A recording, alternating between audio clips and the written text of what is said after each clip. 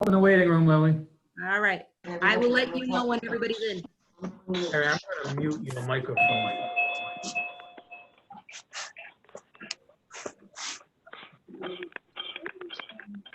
All right, still loading. Hang on.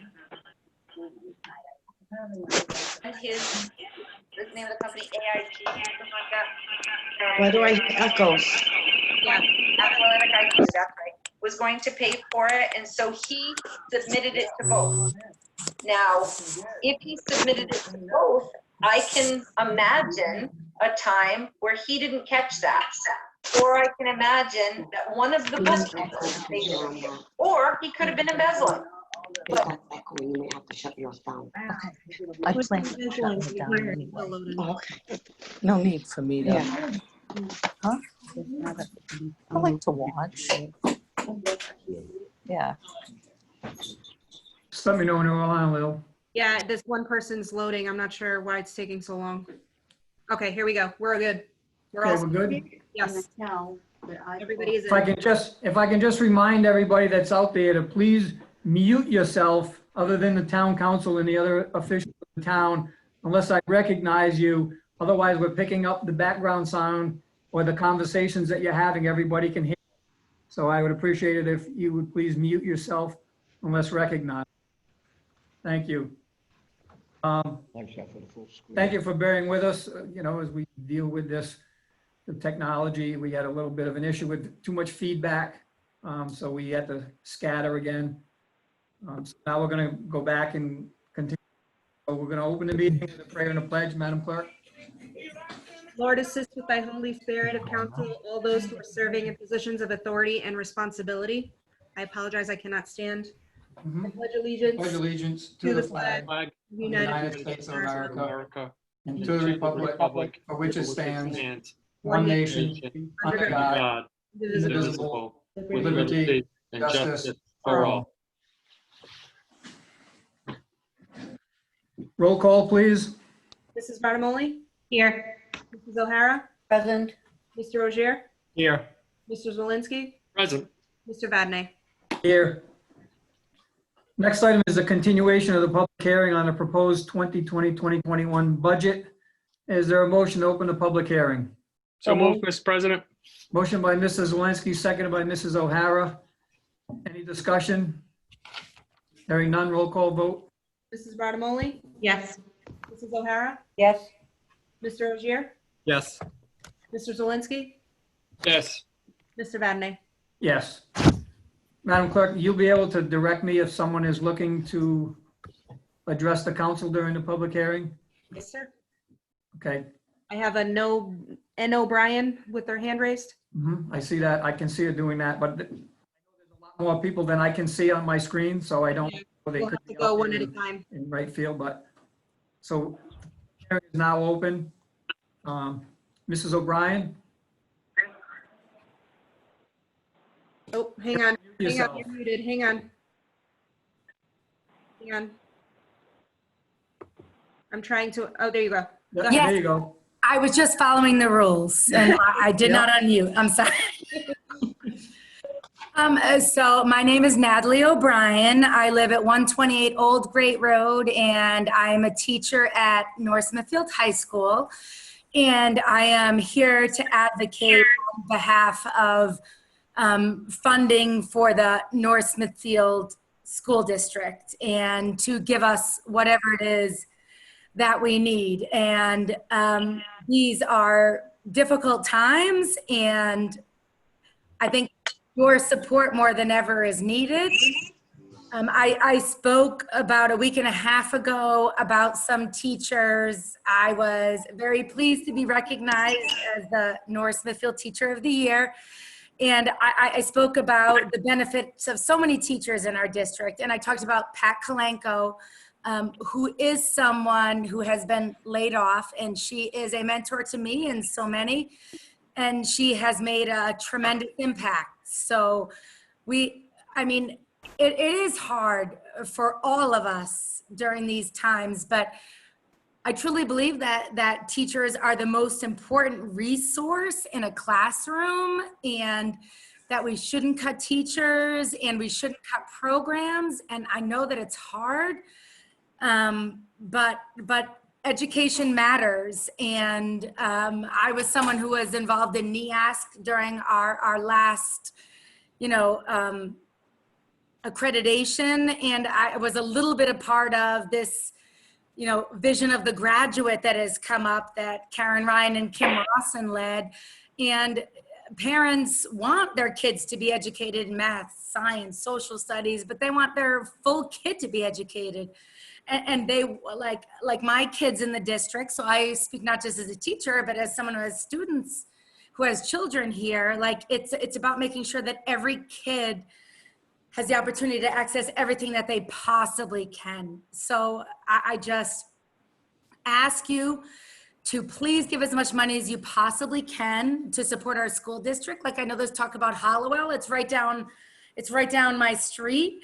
And Hollowell is something we need to deal with, but the pandemic seems pretty important right now. And maybe we can deal with Hollowell later. So I just think that as a teaching community that we have never failed you. And I would hope that you wouldn't do that to us now, because I think that with your support, we have the resources to once again do as incredible as we have done for our students. So I ask you to please give as much as you can to support the school in the upcoming budget. Thank you. Thank you, Mrs. O'Brien. Is there someone else that would like to speak under the, Mr. DeBrois? Thank you, Council President. Once again, I'm back asking for the whole council to consider the trash services over at High Rocks 1 Tupperware Drive. This has been over a year that we have been discussing this between our board, the planning board, the town council members, the town administrator, the public works director, and the trash hauler. So I believe I provided everybody with all the information. I say everybody meaning the town council members, with all the information that you need to grant the additional money that the DPW director would need in his budget to cover the services. Again, this is for 128 property owners. We're not asking for anything more than what is already allowed and given to all other property owners within the town of North Smithfield. So again, I just ask that you support that tonight. And I thank you all for your time over the last year plus of listening to me talk back and forth on this. Thank you.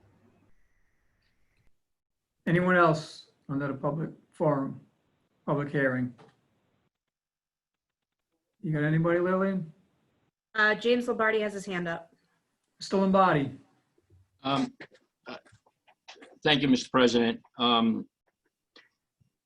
I understand, I'm going to testify based on the last conversation, and I want to thank Mrs. O'Brien for making that statement. I think we're all on the same page with that. You know, I understand we're asking for a lot. We're asking for 4%. As we reported in the public hearing, we will use any surpluses this year for COVID expenses and busing. So I know that there might be some additional information based on a larger surplus this year than we have reported to you. If that is true, we are more than willing to park that money aside if we're not going to use it specifically for busing and COVID expenses. We don't believe it to be correct, but you know, we're estimating right now. So if there is any additional money, we'll park that. But that should have no bearing on the subsequent year budget. I'm going to just reiterate what we asked for at the last meeting. We're requesting 4% from the town, which equates to $353,818 approximately. We have no issue with putting aside any money in council contingency for spring sports. So for example, if you said we'd like to park $75,000, if you don't have spring sports, then we could hold that in council contingency. Even with a 4% increase, we're still going to have to cut an additional $290,569. To get to that, we have to have no room for surprises and no further cuts in state aid. We'll need to cut out of district tuition. We're going to have to take some risk in hoping that we don't have, you know, a surprise special ed student coming in. If we go above that, we're going to have to cut into programs and math interventionists. And I will argue that that will cost us more money in the future and will slip in our state ranking. We're working with RIDE right now with trying to look for cost reductions through changes in the state law or RIDE regulations. We have abandoned our request for capital, as I mentioned in the last public hearing, except for the $40,000 of the wireless upgrade. We do want to keep on addressing the town asset of the turf field. And although we have put aside $200,000 out of our committed rental account over the last 4 years, it's going to cost, I mean, upward of $1 million. But at some point, we have to start addressing that. It's well past its useful life. I understand that the 4% is a big ask. But as I mentioned last time, cuts to the school system are permanent. They make permanent damage. You know, at some point, we would like to get a foreign language in the middle schools. We're not there yet, but we can't even get close to that avenue if we keep on getting cut. And I understand 4% isn't a cut, it's helping us, but ultimately the state is cutting us an additional $300,000. As I stated at the last public hearing, when the school department cut is made and an ELL or a math interventionist is cut, it jeopardizes a person for the rest of their lives. Some slip into a 504 plan, an IEP, which escalates the cost dramatically. So when we're talking about cutting, it's a permanent damage to the system. I will continue to argue that our schools are an investment in our town. As school systems get better, so does our resale value of our home. So I continue to ask seriously to look and possibly fund us as much as 4%. Anything less than that will permanently damage our school system. The other thing is that we, you know, at this point, we cannot, I mean, I understand you're in a fix of what the budget's going to look like. We have a number of teachers laid off. We can't make permanent decisions on bringing teachers back, you know, until we understand our funding. So thank you, Mr. President, honorable members of the council. Thank you, Mr. Lamani. Anyone else out there wishing to speak in the public hearing? You see anybody, Lil? Jeff Porter has his hand raised. Mr. And Mike Porter. Clifford. Thank you. Jeff Porter, 6 Country Way. I just wanted to briefly touch upon Hallowell. I know it's a small item right now on the list of the budget, but I do want to encourage the council to look at forming a committee to study Hallowell, bringing that to the forefront. I know we had a lot of momentum at the end of March when we had our community meeting. There were a lot of great ideas that I think the community has had. And I think to let the property sit any longer would be doing a disservice to the entire community. So I understand that there is some money on the table for a study to be done. I believe in my past experience, I've done studies of schools and other town buildings and the like. And I'm thinking that the money that has been asked for is not enough. And I would say to get a good study done, it would probably range between $80,000 and $130,000 for a study. And I understand that there's been some conversation between the school committee and the town council based on some numbers for the decommissioning of Hallowell and the demolition. So I would urge that we look at using some of that money for the decommissioning to be put towards the study. And I would also ask that, you know, we put together as soon as possible a committee to really get that ball rolling, because I think the longer it sits, the worse off we're going to be. So thank you. Thank you. Scott, got anybody out there? I believe Mike Clifford is the last one. Mr. Clifford? Thank you. I want to vent a little and do a little edit. Can't hear you, Mike. Can you hear me now? Yes. Yes, I can now. I thought I unmuted myself. I want to vent a little first and get some editorial comments out of the way before I get into the nitty-gritty of what I'm going to suggest. But it's very difficult for me as a taxpayer to have any empathy or sympathy for the public officials who say, oh, well, you know, all of the increase is eaten up by the salaries and benefit increases. That just pushes me right over the edge when I hear that, because they're obviously not understanding what the reason for the fiscal impact statement is. The fiscal impact statement came into being a few years ago so that people would not just see a hard number in front of them of what is this contract settlement going to cost us, but look at it in a framework of, okay, if we get a 2% increase and we have to dedicate this amount of money for raises and salaries according to that contract, what are we going to be left with? If we get a 3% increase, what are we going to be left with? And a 4%. I mean, I would have hoped that people did the scenario of less than a 4% increase, because truthfully, when I was on the budget committee for several years, we tracked the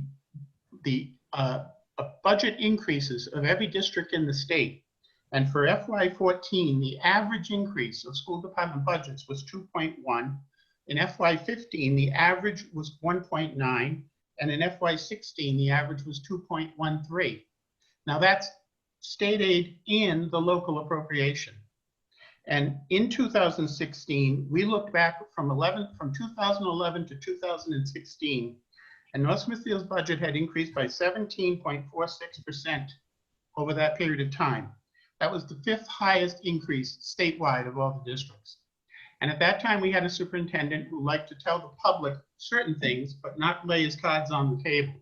And they were misled into believing that they were in dire straits. I remember being at a committee meeting and being told that the teachers had to buy their own supplies. And I'm looking down at the spreadsheets we had built, and half the money that had been allocated for supplies at the middle school hadn't even been spent. And the teachers were spending their own money on supplies. So there were a lot of things happening at the time that gave people the illusion that the schools weren't properly funded. But I think all in all, if you look at the state averages of what the increases are in other districts, 4% is a rare event to happen. And most of the districts that come up with that percentage are those that get the full 4% from state aid increases. And what comes to mind is one year I remember seeing Providence and Woonsocket getting huge increases in the budget for the school department. It was all attributable to state aid. In this community, we seem to think that state aid shouldn't even be considered part of the increase. So I take exception to that. The second thing is, your fiscal impact statements, the last two for the teachers and for the support staff, would indicate that you were aware, or they were aware, everybody was aware, the council was aware, the budget committee was aware, and the school committee was aware that in this year of the contract, those increases for benefits of the salary increases that were put on that fiscal impact statement, along with the Medicare and pension contributions and increase in step costs, was going to come to $525,000. So somebody at some point should have gone through that little exercise to say, okay, if we get 3% and 525 is going out the window for this, what are we left for? We actually used those numbers in discussions and negotiations with the teachers union to show them that if we give you any more than this, we are going to have to make cuts. And I'm not advocating making cuts in classroom supplies or teachers. Let me make that perfectly clear, okay? I think there are other places to look within that budget, and I'll delineate a couple of them.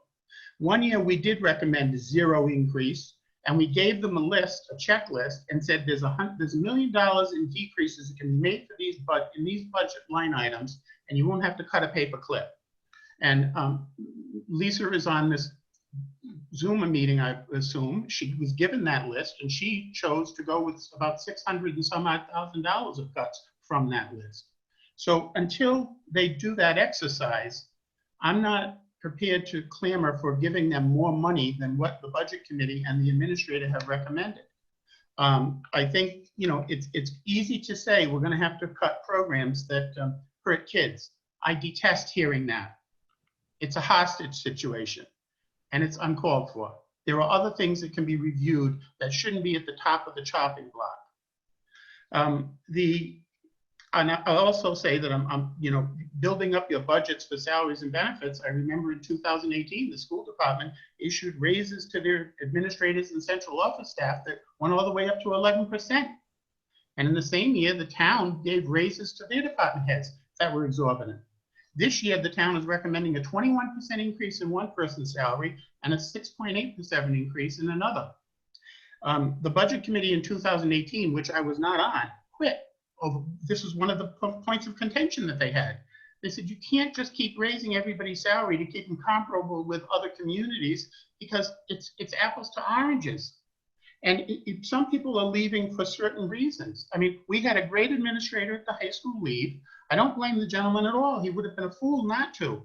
He was closer to home in South County and made $20,000 a year more. We're never going to be able to match those you know, pluses.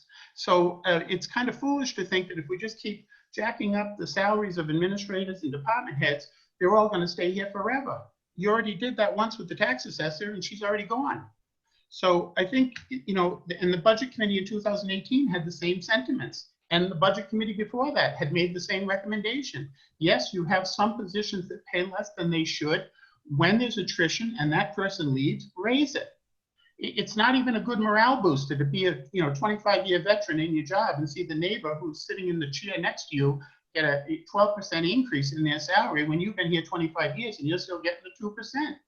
It goes against the grain of everything that's fair and equal. And you also, like, even when they did the administrators in the district, they looked at other comparable communities with similar demographics. But there are other things that you factor in. How many days does an administrator have to work? In some districts, they only work 185 days. In other districts, they work 220.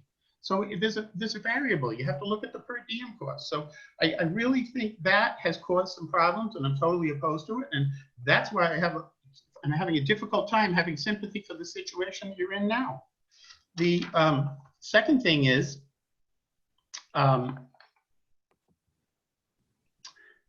this is again gonna rub some people the wrong way. I quite frankly don't care because it's bothering me quite a bit. But you had an opportunity to consolidate services at Town Hall, in the new Town Hall. We voted for a bond that was going to put the school department and the town offices in that building.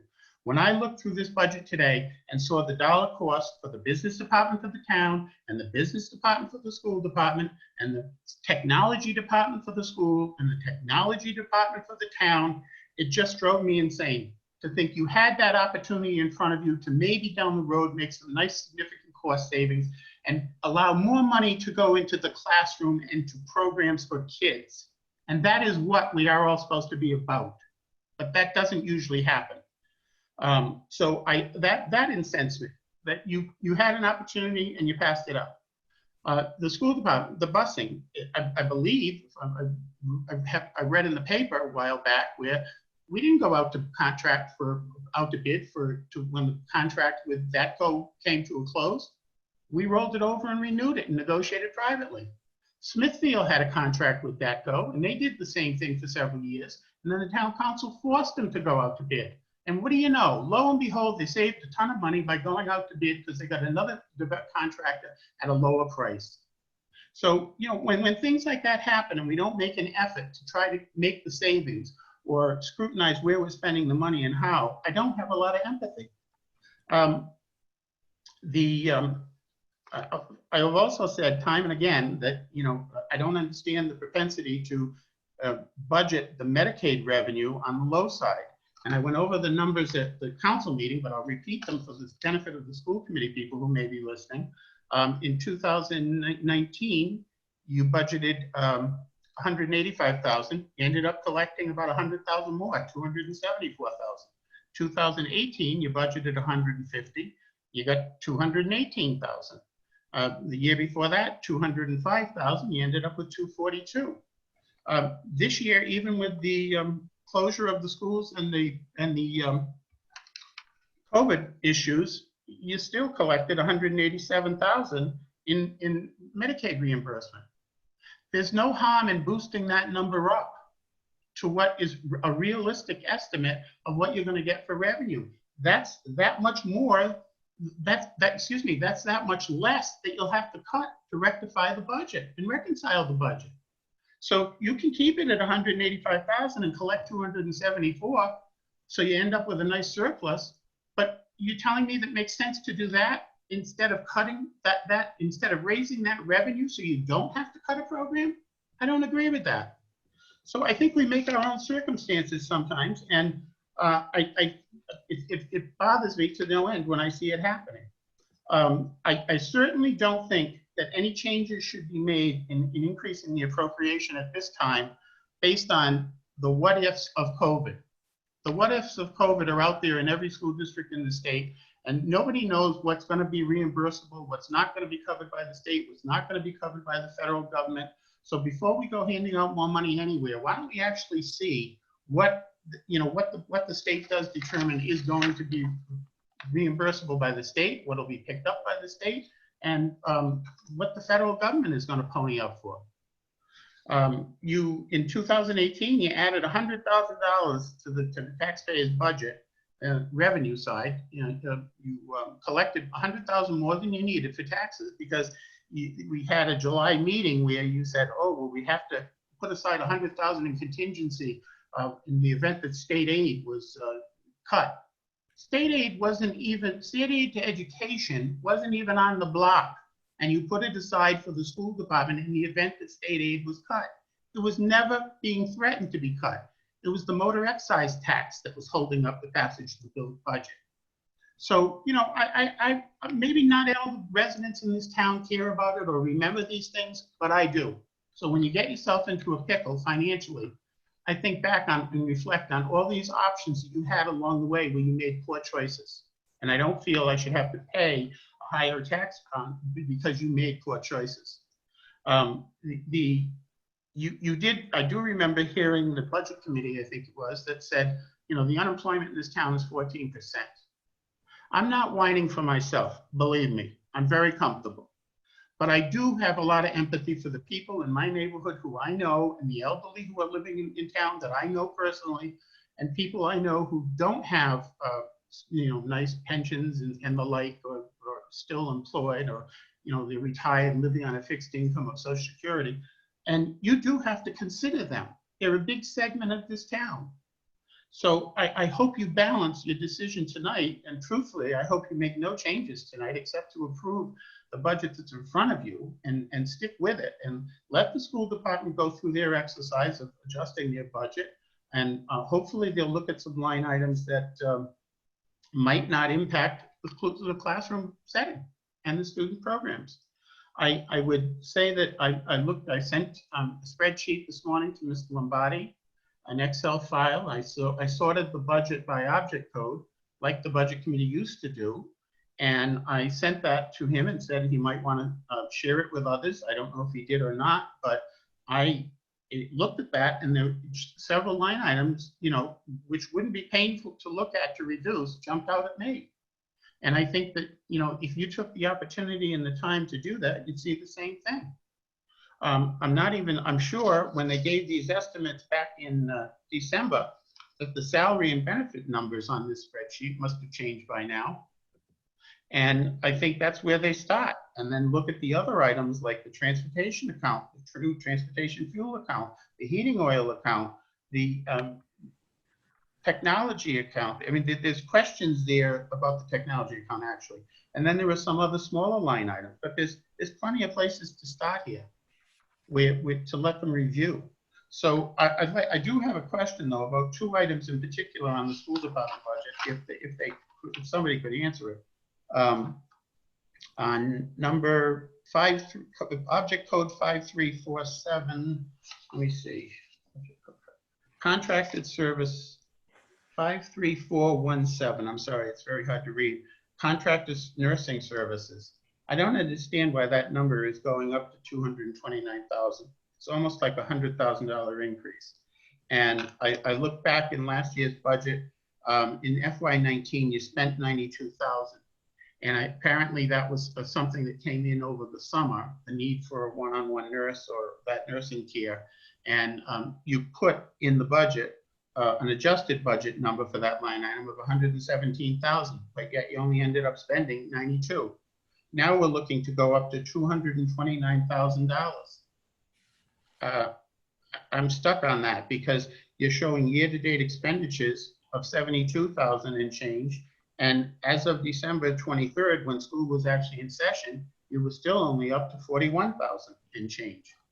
So to me, those types of things, maybe there's a reason, maybe you're getting 2 nurses, I don't know, but you haven't been spending what you've been budgeting in that, yet we're jumping that by $100,000. So if somebody wants to answer that for me, I'd love to know, maybe there's another side of the story that I'm missing here, but just based on the numbers, that's one that jumped out right away. So if they'd like to answer, fine. If not, I'll keep going. Mr. President. Go on, Mike, and we'll get an answer from them. You have the floor right now. You continue, and I'll seek answers after you're done.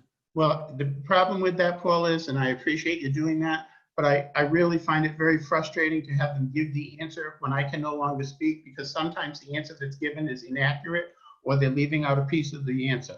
So that'll be, I guess that's what it has to be. But that's a concern to me, is that number. And on 55111, out of the transportation accounts, it's kind of hard to make sense of these, especially for the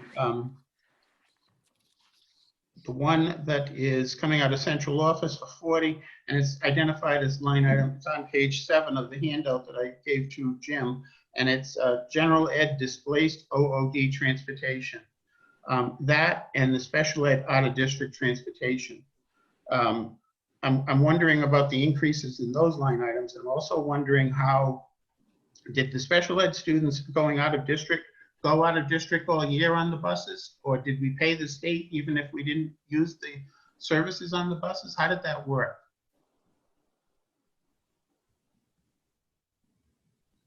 No answer on that one either. You have the floor, Mike, and we will recognize others when you're finished.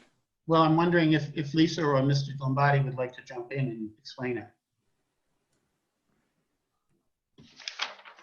Are you all set, Mike, with your questions? No, I just was hoping that I'd get an answer. You may get an answer, but I want you to finish then. You have the floor, Mike. This is how a public hearing works. You have the floor. We're recognizing you. You can ask all of your questions. We'll get answers to those questions in due time.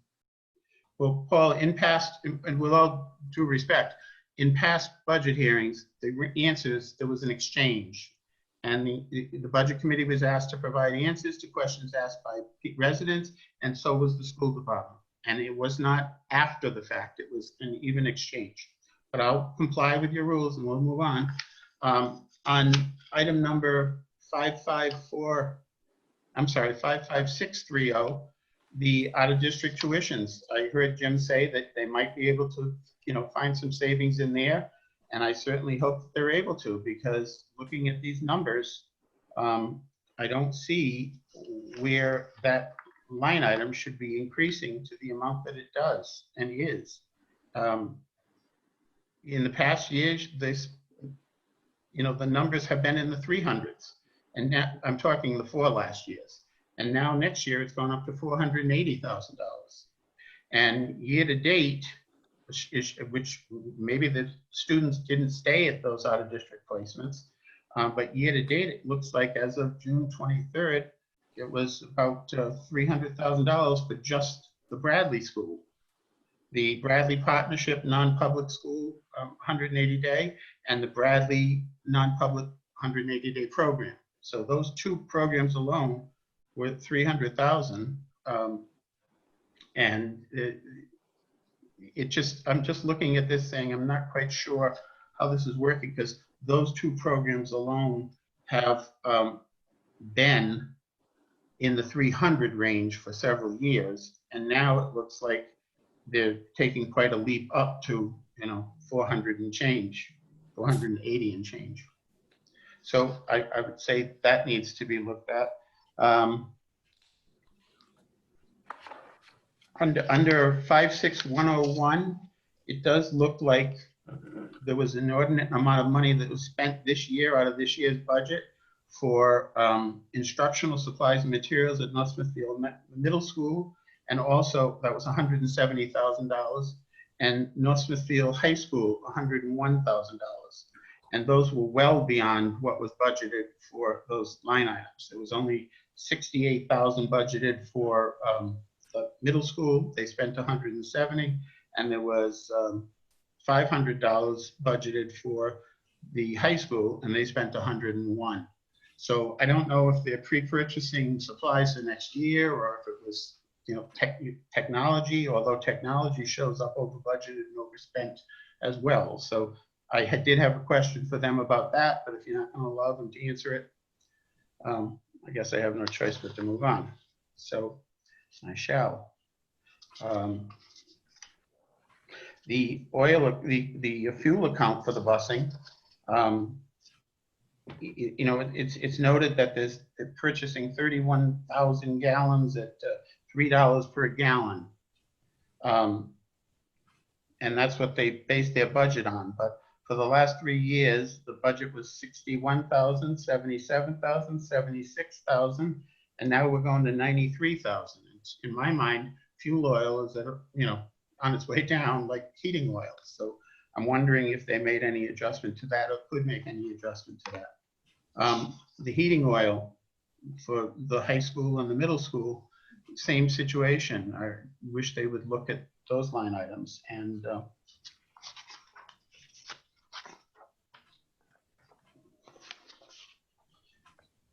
again, on the technology, there were major purchases of technology this year, even though the budgeted amounts were quite small. There was $5,000 budgeted for the high school. They purchased $126,000.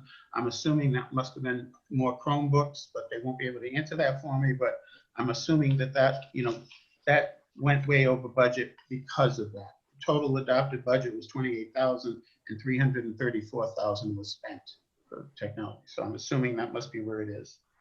But I would have liked an answer. And one thing does concern me on some of these budgets, on instructional budgets and technology budgets. I think it was on the instructional budgets.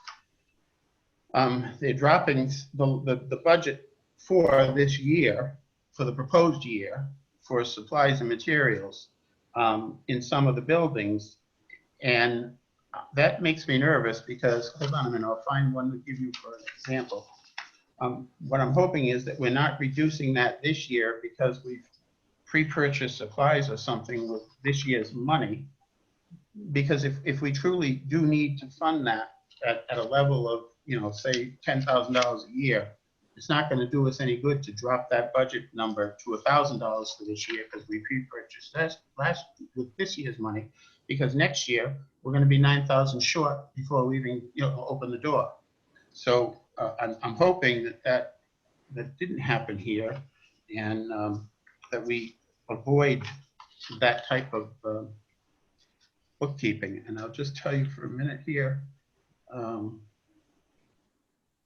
Well, I won't keep going because if there's no exchange, I don't even feel this is a valuable use of time. So I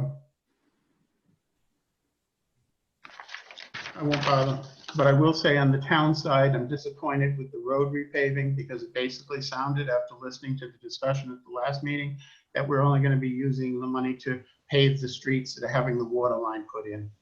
And I think that's unfortunate because once again, we fall behind on road paving. The contingency account of $100,000, I see no need for it whatsoever. You've got tons of, millions of dollars in the bank at your disposal if we run short.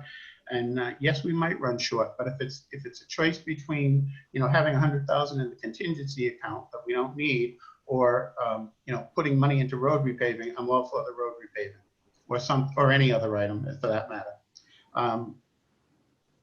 And I certainly hope that when you adjust the tax rate, you don't try to shift the burden from the tangible and commercial rate payers onto the residential property owners like you did last year. I'm still very upset with what happened last year because the numbers that were in the legal advertisement for the assessed value of tangibles and commercial property weren't accurate. And instead of sharing it in advance of the meeting, it was only discussed at the meeting. It caught a lot of people off guard. Nobody knew where those numbers were coming from. So those are comments that I guess I'll speak to, and I won't bother going into the other items because I don't see it as a valuable use of time at this point. Thank you. Thank you, Mr. Clifford.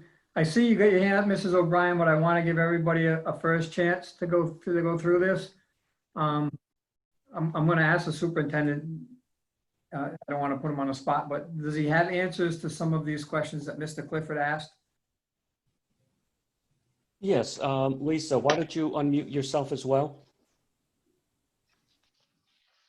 Mr. Lombardi? Okay. I'm unmuted. All right, so. He has out of district. First he started with nursing services. Nursing services, we have several new one-to-one nursing students who require a one-to-one nurse. So that's 3, I believe, altogether. So, and superintendent, that's about $100,000 a piece. Yeah, it's probably in that 70 range. Is that Yeah, about right, Lisa?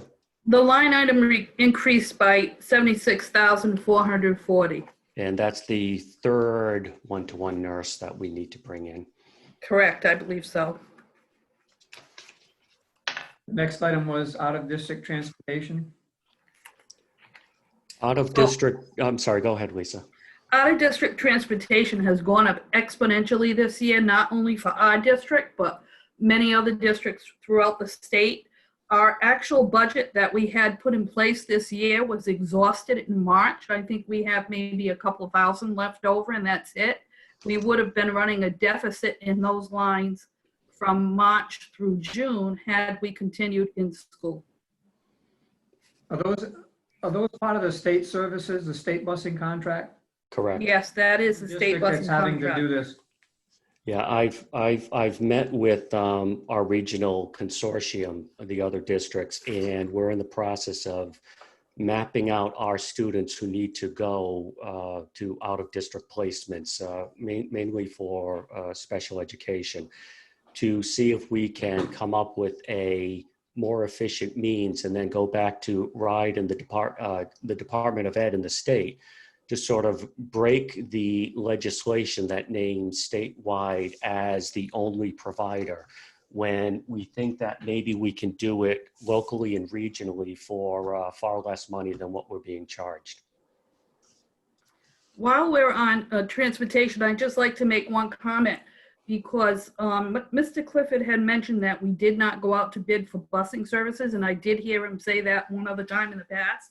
So I just want to clarify that we did go out to bid busing services, and DATCO came in with the lowest bid, and we're approaching our 3rd year of that contract. Thank you.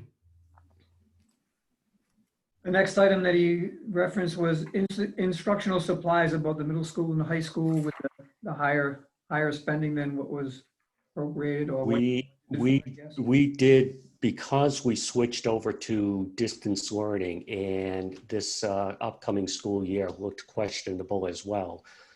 The majority of our Chromebooks were 5 to 6 years old before we put them into full-time use for distance learning. Chromebook end of life is 5 years. So we have a fleet of Chromebooks that were end of life or beyond. So we did utilize some of the savings from this year from transportation and fuel and others. And we purchased Chromebooks for the high school and the middle school. So that was a pre-purchase on technology to replace end-of-life Chromebooks, which have been invaluable and will continue to be so in the future. Next item was fuel for busing. So fuel for busing, we did budget 31,000 gallons at $3 a gallon. That is diesel fuel that we use, which generally runs higher than the regular fuel. The other thing is, you know, we don't have a magic ball. We don't know what the prices are going to be. Just recently, it seems like the prices have been inching up again. Does the school department piggyback the town's bid on diesel fuel? Yes. We purchase the fuel from the town. Okay. And we just awarded that bid, I believe, not that long ago. Mm-hmm. Okay. And the last issue that Mr. Clifford referenced was technology and the amount of money that we're spending on. Again, it's the shift to distance learning, and we had to pivot very quickly and pick up a few additional services and peripherals. And again, our district ran from the strength of our teachers and the capabilities of our technology for the remaining months of the school year. And again, we will be starting out next year based on the strength of our teachers and the capabilities of our technology. Even though the goal is to have everybody come in and start the year as fully in session as possible, we do have to maintain flexibility. We will have to pivot on a dime if a classroom has to be quarantined, or a school, or the situation in this state changes and we're only to maintain a partial reopening or have to switch into distance learning. So, you know, no, I'm not going to editorialize. It's just that our technology has made North Smithfield pull off distance learning, unlike many other districts in the state. So I can't apologize for that. Thank you, Mr. St. Jean and Mrs. Marcotte. Is there anyone else out there that has some comments or questions in the public hearing? April Lombardi hasn't spoken yet, and she has her hand raised. Mrs. Lombardi? Hi, I just want to take a minute to acknowledge all of the teachers that are on the meeting today. And I want to say thank you to them for showing up and for having a presence. I'm proud of every one of you, and I'm proud of the investment that you have all financially and emotionally made in our schools. And thank you. That's Ms. all. Lombardi, what is your address for the record? 7 Indigo Farm Road. Thank you. And I miss all of you, and we'll see you in September. Do you have anyone else, Ms. Scott? Just Mrs. O'Brien and Mr. Lombardi again. Okay, Mrs. O'Brien? Gotta unmute yourself. Hang on. There you go. Now we can hear you. People would know that I'm never muted, but okay. I did not intend on speaking twice, but I teach civics and I talk to my students all the time about sharing your voice and sharing your views when you feel passionate. And I actually feel pretty passionate about this topic. And I live in town and I understand money and the concerns to the community. But I also think that Oliver Wendell Holmes said that taxes are what we pay to live in a civilized society. And it's very easy to just point the blame at teachers and our contract, but I have to say that our contract was approved by the school committee and then the town council. So it's not just teachers ask for money and we're given it without any approval.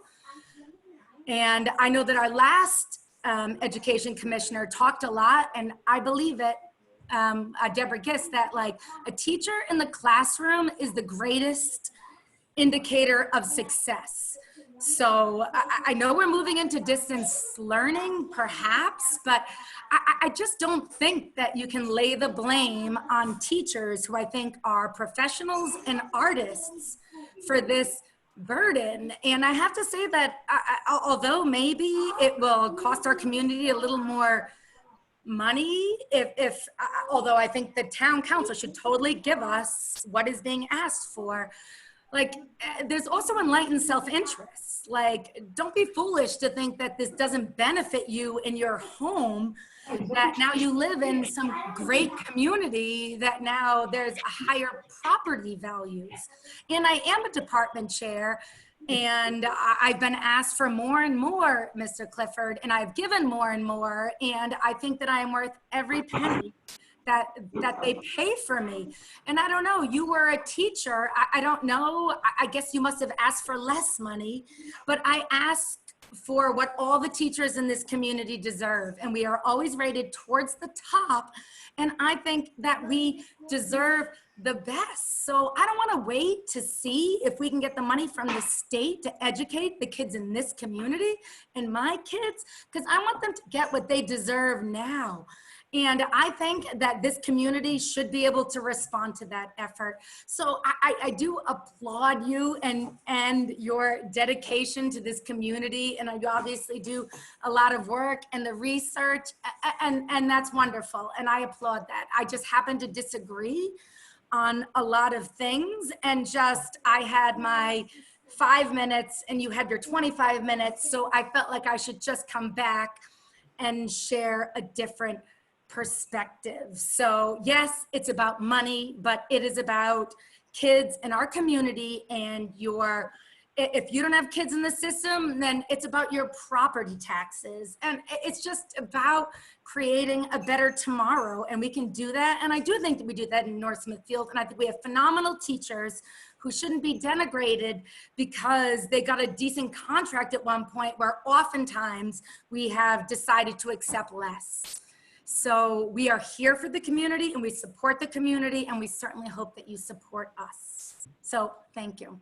And I'm glad I spoke twice. Mr. Lombardi? Thank you, Mr. President. I don't think I can say it better than Mrs. O'Brien, but I do want to say that, you know, Mr. Clifford made some statements, and you know, I understand.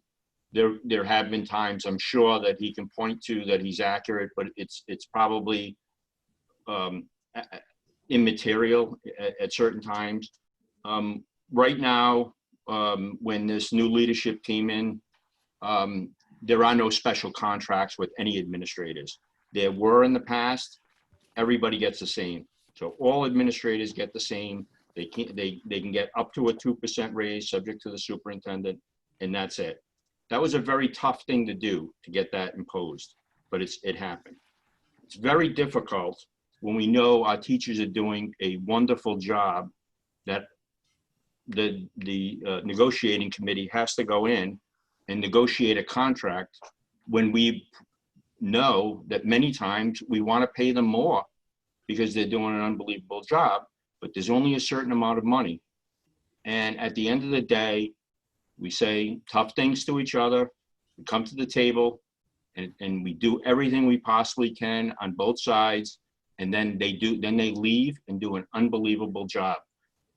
And at times, I'm sure they say, we're not getting enough, but they put their head down and they do an unbelievable job. I did want to just mention that. I know that Jean Mayo has her, Vice Chairwoman Mayo has her hand up. I don't think you can see it. I can't see it, but she would like to speak as well, Mr. President, when you're ready. Thank you. Mrs. Mayo, you out there? Hold on, we gotta unmute you. Hold on. It's not letting me unmute her. She has to do it on her end. There you go. How's Okay. that? Is that good? Good. Yes. for some reason, I can't see anybody on my screen, so I didn't even realize that I was there. But I would like to comment on what I've just heard. In defense of the school department, I want to make very clear that we have always done what is best for our students, and shame on anyone who infers differently. We spend our money wisely, frugally, and creatively, and we get a good bang for our buck. We have very much to be proud of, including the contracts that have come about and the funding, the use of our monies for funding our school system. And the results show our students and their quality of education drive our decisions and our requests, and we really do not apologize for that at all. Thank you. Thank you, Mrs. Mayo. Anyone else out there wishing to speak? Mike Clifford has his hand up. Mr. Clifford? Yes, I want to clarify again my statements because I think they were misconstrued. I faulted the committee and not the teachers for the salary increase that they were given. And I do think that it was your responsibility to make sure that whatever contracts you settled and agreed to, you'd be able to fulfill and still maintain the quality of the programs that you offer. And that was the purpose of the fiscal impact statements. That was why they were required. I was not begrudging the teachers the raise. I was pointing out that you needed to do another exercise before you sign that contract, or come up with some creative ideas of how you were going to decrease your other expenses so that you could afford that contract. So I'm not apologizing for my comments either. I think it's a responsible thing to do, and it's done in many other communities in the state. Thank you. Anyone else out there in the public wishing to make a comment on the public hearing? I am not seeing anyone. Anyone wishing to speak under the public hearing? Nobody, Lil? Not that I can see. Hearing none, I'd entertain a motion to close the Oh, public. hang on. Somebody just raised their hand. Lita Matroni? Lita Matroni? Can you unmute her? There we Yes, go. that's me. Yes, that is me. Go ahead, No, you I have the just floor. Okay, I just wanted to say that I'm a newly hired special educator who's been in education for over 20 years, and I was recently laid off, and I hope to get called back. And I just want to say, when you did touch upon the Bradley program and special education, it's a sensitive area, and unless you've had a child or, you know, that needed services, those services matter. Like, those kids matter. Those lives matter. And I sometimes think that we all talk budget and money, and I truly am passionate in that it's not about the kids anymore. It's like, it costs money to educate children. And during this time of the COVID pandemic, where minds have been tweaked, families have been tweaked, there's a new normal, there's a new world order, there's a lot of different things are going on. These kids need social, emotional, special education, teachers, school psychologists, social workers, the Bradley program. Now more than ever, do these students, all students, need the support. We had students that couldn't walk the halls of their high school. I mean, this has been life-altering for so many people, and I got laid off. And if I get called back, great. If I don't, I'm strong, I'll do something. But my point is, you cannot discount and just say, oh, well, special education costs a lot of money. Yes, it does, because those kids are special. They need that. If you're fortunate enough to have healthy, strong kids, that's awesome. But I'm saying, please, when you consider the budget, when you consider the services that these kids need, now more than ever, these lives matter. Thank you, and good night. Can I just have your address for the record, please? 940 Quaker Lane, Thank you. East Greenwich, Rhode Island. Thank you. You're welcome. Anyone else out there wishing to speak in the public hearing? Butch Keen. Mr. Key, Yes, Mr. President, I'd like to start off by thanking Mike Clifford for his diligence. As always, he's very well informed and he does his homework. However, I'm gonna speak tonight as a grandparent who recently, thank God, has completed home daycare and homeschooling for my two grandchildren. One's going into the second and one's going into the fourth grade. And I've got to tell you, it was an eye-opening experience for me. I can't tell you how stressful it was for me to get through the program with my two grandkids. I really don't know how much the teachers are getting paid, but I truly feel that it's probably not enough. I love my grandkids to death, but I'll tell you that seeing what the kind of material that they're being taught and trying to do my best at home was a real chore. So anyway, for what it's worth, I think our teachers are worth whatever it is we're paying them. I just need your address, Mr. Keen, for the record, please. I live at 7 Bamford Street. Thank you. is there anyone else wishing to speak in the public hearing? Anybody? Do not think so. Last call. Is there a motion to close the public hearing? Moved. Motion by Mrs. Zelinski, seconded by Mrs. O'Hara and Mrs. Bonioli. Roll call vote. Mrs. Barnamoli? Yes. Mrs. O'Hara? Yes. Mr. Rozier? Yes. Mr. Zelinski? Yes. Mr. Vadeney? Yes. Thank you to all for your comments. We take them all into consideration. Next item, discussion, vote, or other action on adoption of 2020-2021 proposed budget.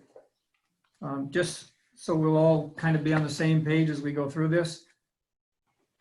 We'll do the expenditure budget first, and we'll just go right through it as we normally do by department, and we'll be referencing the budget committee's proposed numbers. But that's what the charter dictates. That's how we'll go through this. So what I'll do is I'm going to state the department, seek a motion for it in a second, and then we'll discuss if there's discussion on the budget committee's numbers. If it doesn't go, then we'll go back and we'll come to a number that we agree on, or that carries the vote. That's acceptable to everybody. Mr. Zelinski? Mr. President, the Budget Committee did a phenomenal job putting together their budget, but also took into consideration the 14% unemployment in North Smithfield as of April. And they also made some suggestions in order to keep the budget at a 2.5% increase. Many of those I looked at and agree to. So as we go through it, I just want to have the opportunity to interject these points that they made in order to try to get our tax increase down out of respect for seniors, people on a fixed income, as well as those folks that are suffering from the COVID crisis, which has hurt them economically on the home front. So I'll be looking to interject at those points. Again, most of these points I've taken from the Budget Committee that did a great job of pointing these things out. Thank you, Mr. President. Mr. Ogier?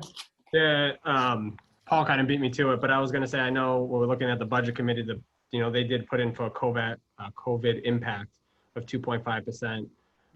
I know as of May, unemployment in this town is running around 13%. So, I definitely think it's something that we should take into consideration.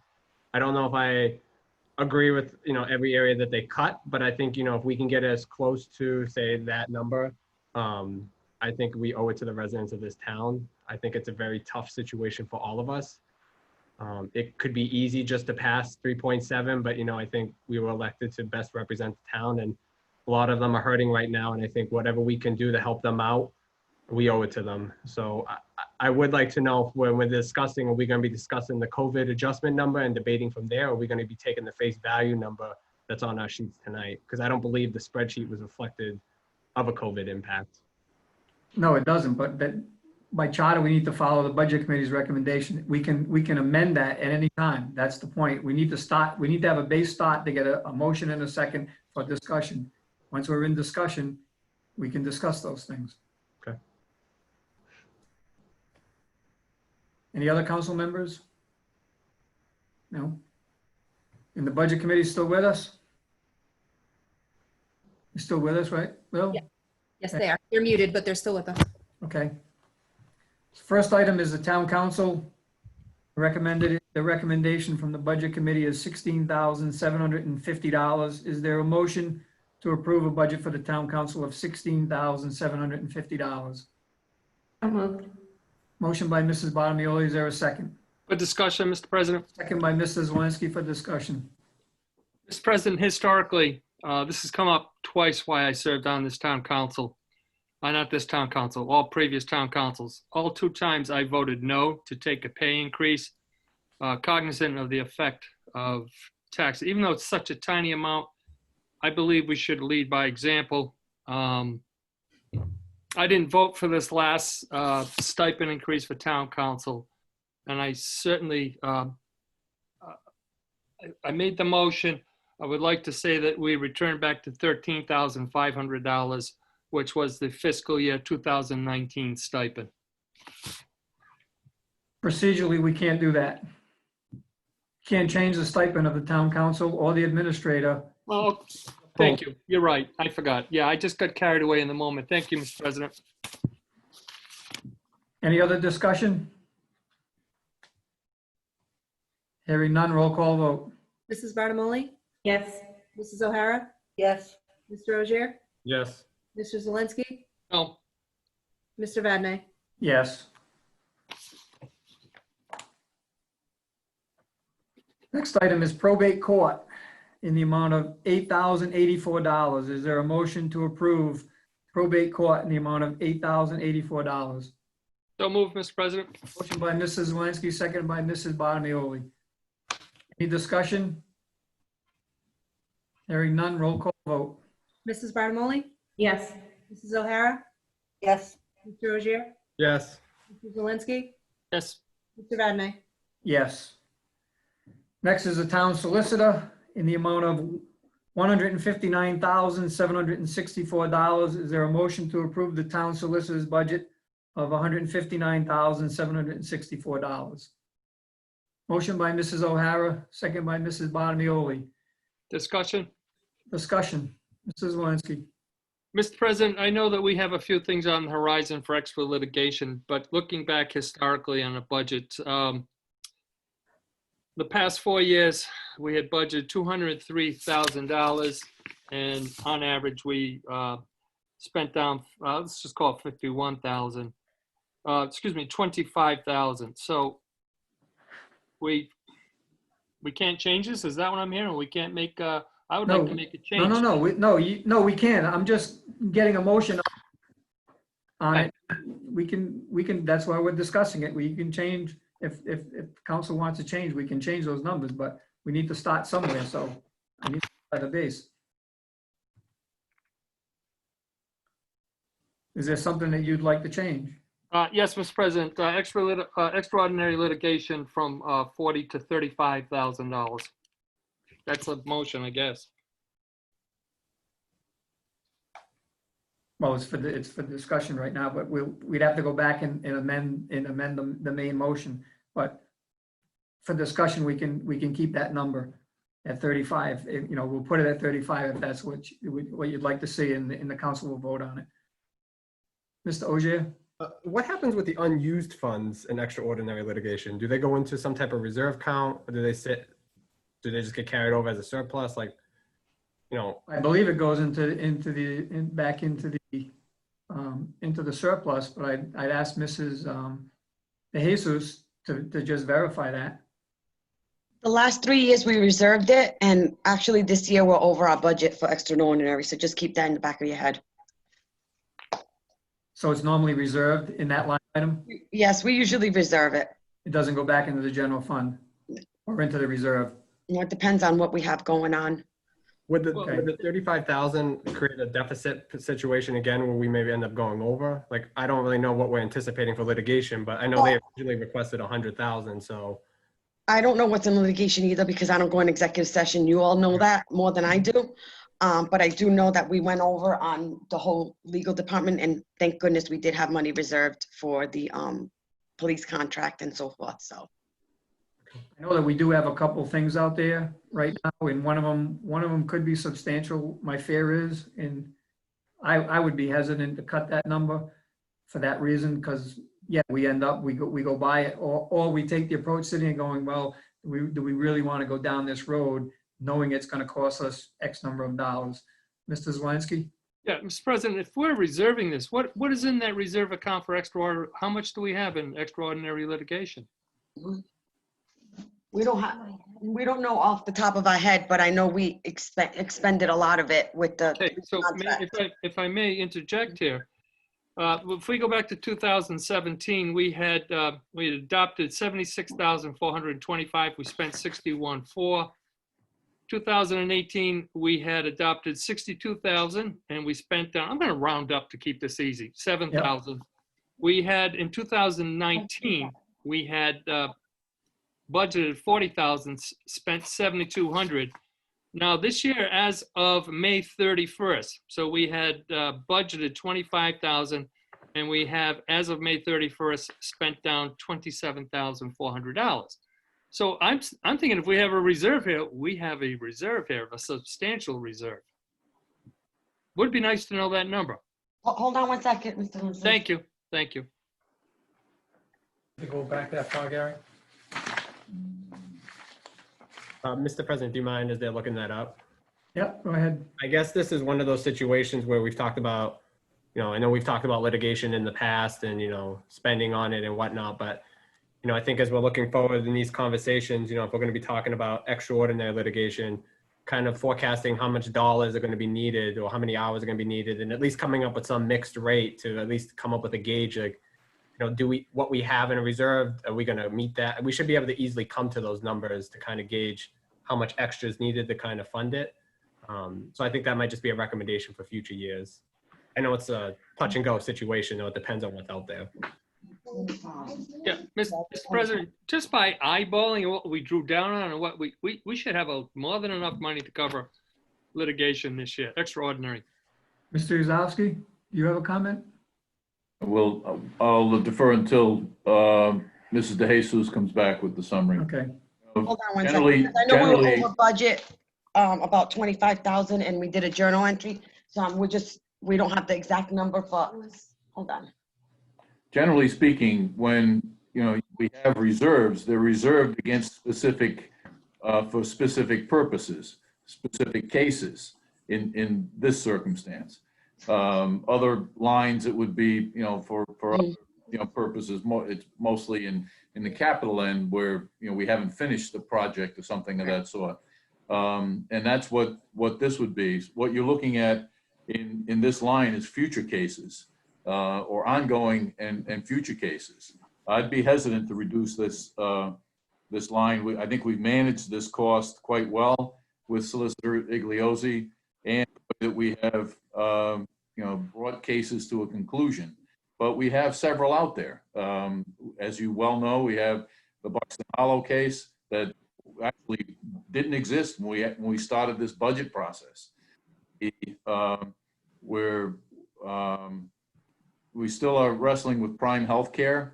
That may change in terms of how the process develops, because Prime has sold to a for-profit entity. It may change the trajectory of that case, but it's still got to be resolved. So there are ongoing cases that we need to bring to conclusion, and any one of them could become very complicated. Mr. Jesus? Yes, we have approximately 67,000 left. Mrs. O'Hara. I think with cases coming up, we'd be foolish not to keep that in that account.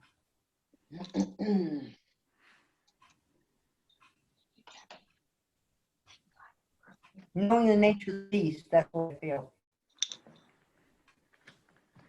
So we have a motion and a second.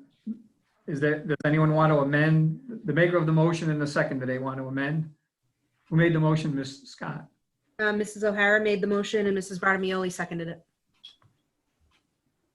Was that to approve the full value of 40K? Okay, I just want to make sure. So there's no consideration to reduce it to 35,000. Unless the makers of the motion want to amend their motion.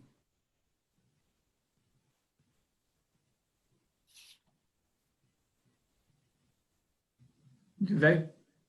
Not more. Okay. Any other discussion? Roll call vote. Mrs. Barnamoli? Yes. Mrs. O'Hara? Yes. Mr. Ogier? Yes. Mr. Zelinski? No. Mr. Vadney, Yes. Next is the municipal court, $39,321. Is there a motion to approve the municipal court budget of $39,321? Motion by Mrs. Zelinski. Is there a second? Second by Mrs. O'Hara. Any discussion? Mrs. Bonioli. On the court administrator, we have an increase of 15.23% on that.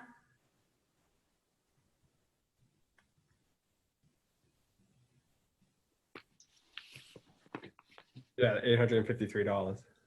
Correct. President, if I might, Mr. Rozowski. that's a matter of increased hours, not increased salary. Okay. Any other discussion? Roll call vote. Mrs. Barnamoli? Yes. Mrs. O'Hara? Yes. Mr. Ogier? Yes. Mr. Zelinski? Yes. Mr. Vadney, Yes. Next is the administrator's office in the amount of $130,337. I entertain a motion to approve the administrator's office of $130,337. Is there a motion to approve? Mr. President, I have a question for David on this one before we make a motion, if that's okay. Yep. David, I recused myself on the administrative salary vote. Am I excluded from this whole administrative office discussion? Councilman, as I indicated at the time, while you felt the need to recuse yourself, there was no legal basis to do that. So I have no, it would be, it's just a preference, Councilman. If you want to be consistent with your prior recusal, then I would say recuse yourself on this item. Okay, I'm gonna do that just for consistency. Okay. Mrs. Zelinski? Mr. President, in a previous council meeting, we had dialogue to increase the administrative salary to $90,000. I too also asked if I should recuse myself. Had I recused myself, there would not have been a quorum that night. So I have no problem with the 11% raise for the town administrator, bringing the salary to $83,750. Is that what we're voting on right now? Yes. Okay. That's the current salary because it's based on a split year of 5/12 of the old number 75 and 7/12 of the number at 90. That's why it's not 90. It's a blend because this administrator doesn't change his salary. The new administrator gets a new salary. Thank you. That's why that number is there. Thank you. Any other discussion? there's no motion. Oh, there's no Motion to approve. motion by Mrs. Zelinski. Is there a second? Second by Mrs. O'Hara and Mrs. Bonioli. Any other discussion? Yes, I would just like to follow a couple of lines, Mr. President. Travel and dues has gone up 42%. I'm good. Unless Mr. Jesus wanted to explain it. That was just in case the new administrator travels and wants to put in for his travels. The town car, stuff like that. Oh. Right now, the administrator The town administrator doesn't use a doesn't put town car, anything in for anything. doesn't get reimbursed, he doesn't seek Personal stuff, yeah, reimbursement, and a new person may. Might not. Yeah. Thank you, Council President. Yep, thank you. So I made a motion to approve it, Mr. Vadney. Yeah, and we have a second. Any other discussion? Roll call vote. Mrs. Barnamoli? Yes. Mrs. O'Hara? Yes. Mr. Zelinski? Yes. Mr. Vadney? Yes. Just a reminder to Mr. Ogier that you need to file that paperwork with the town. I'll do it tomorrow. Use them. Page 2. Town Clerk's Office. $163,534. Is there a motion to approve the Town Clerk's Office in the amount of $163,534?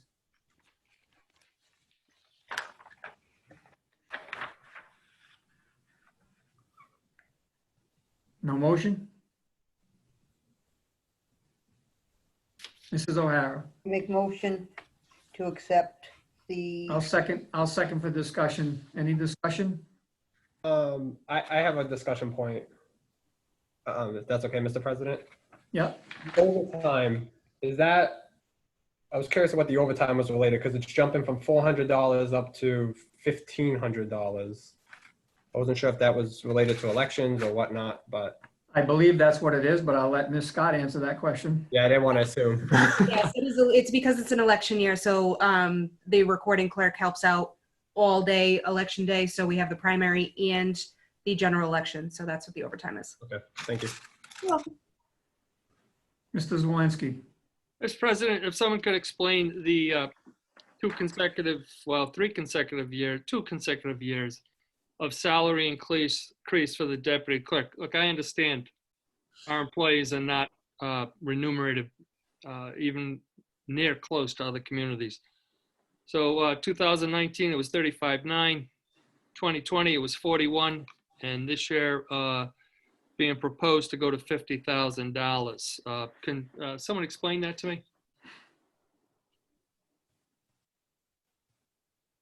The administrator or?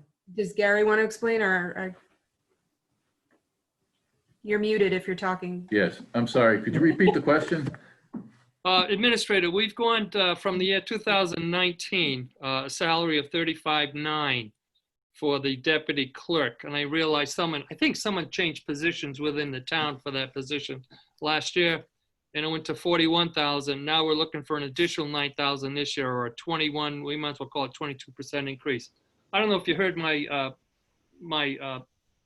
transition into this, but I want to reassure that, our employees are not paid enough, quite honestly.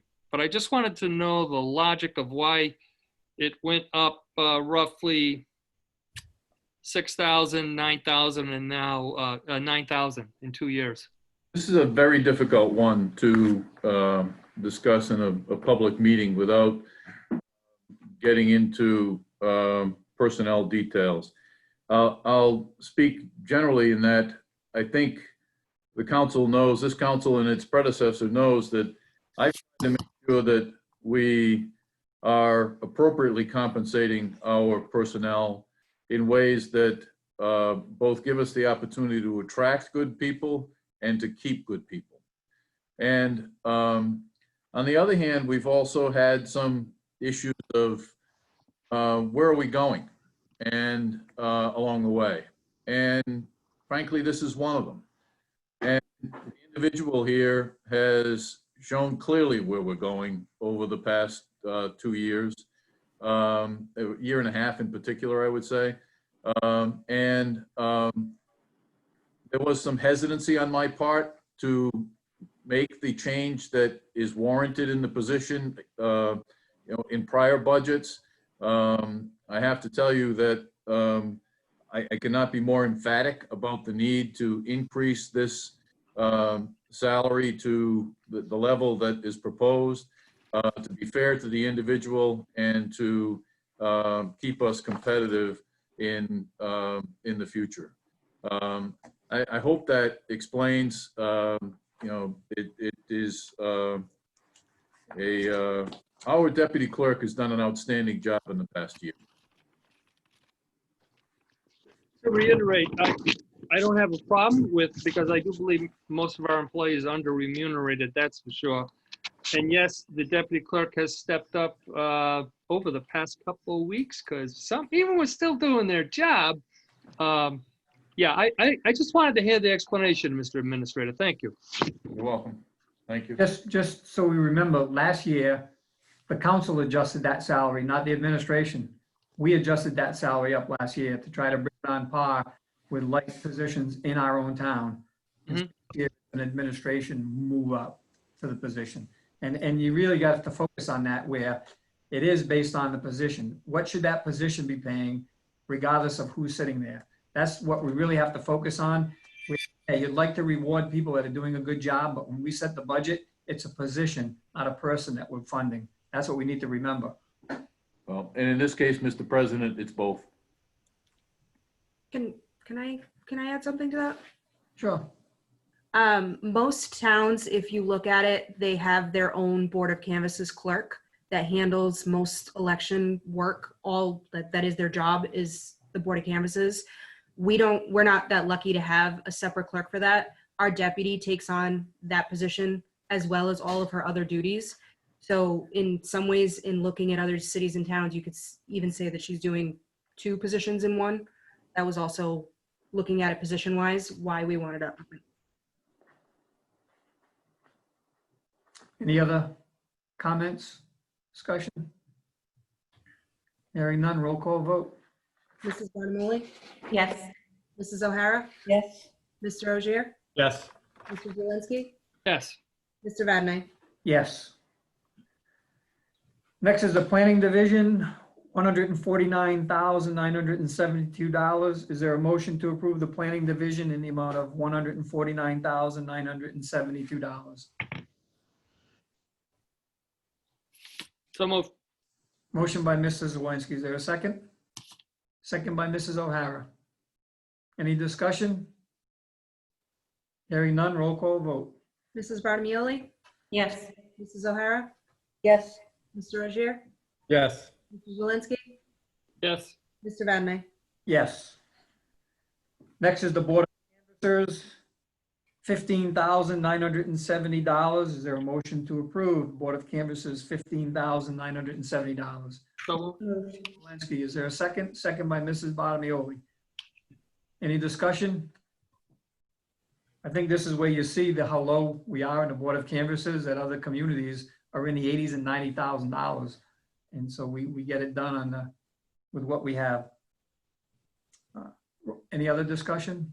Roll call vote. Mrs. Barnamoli? Yes. Mrs. O'Hara? Yes. Mr. Ogier? Yes. Mr. Zelinski?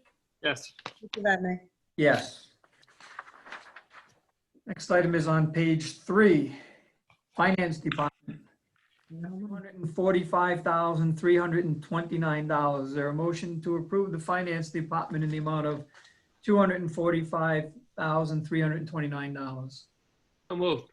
Motion by Mrs. Zelinski. Is there a second? Second. Second by Mrs. O'Hara. Any discussion? Question. Mrs. Barnamoli? Office supplies, I'm just curious why we're going to 2,500 when lower the 1,000 we were in May.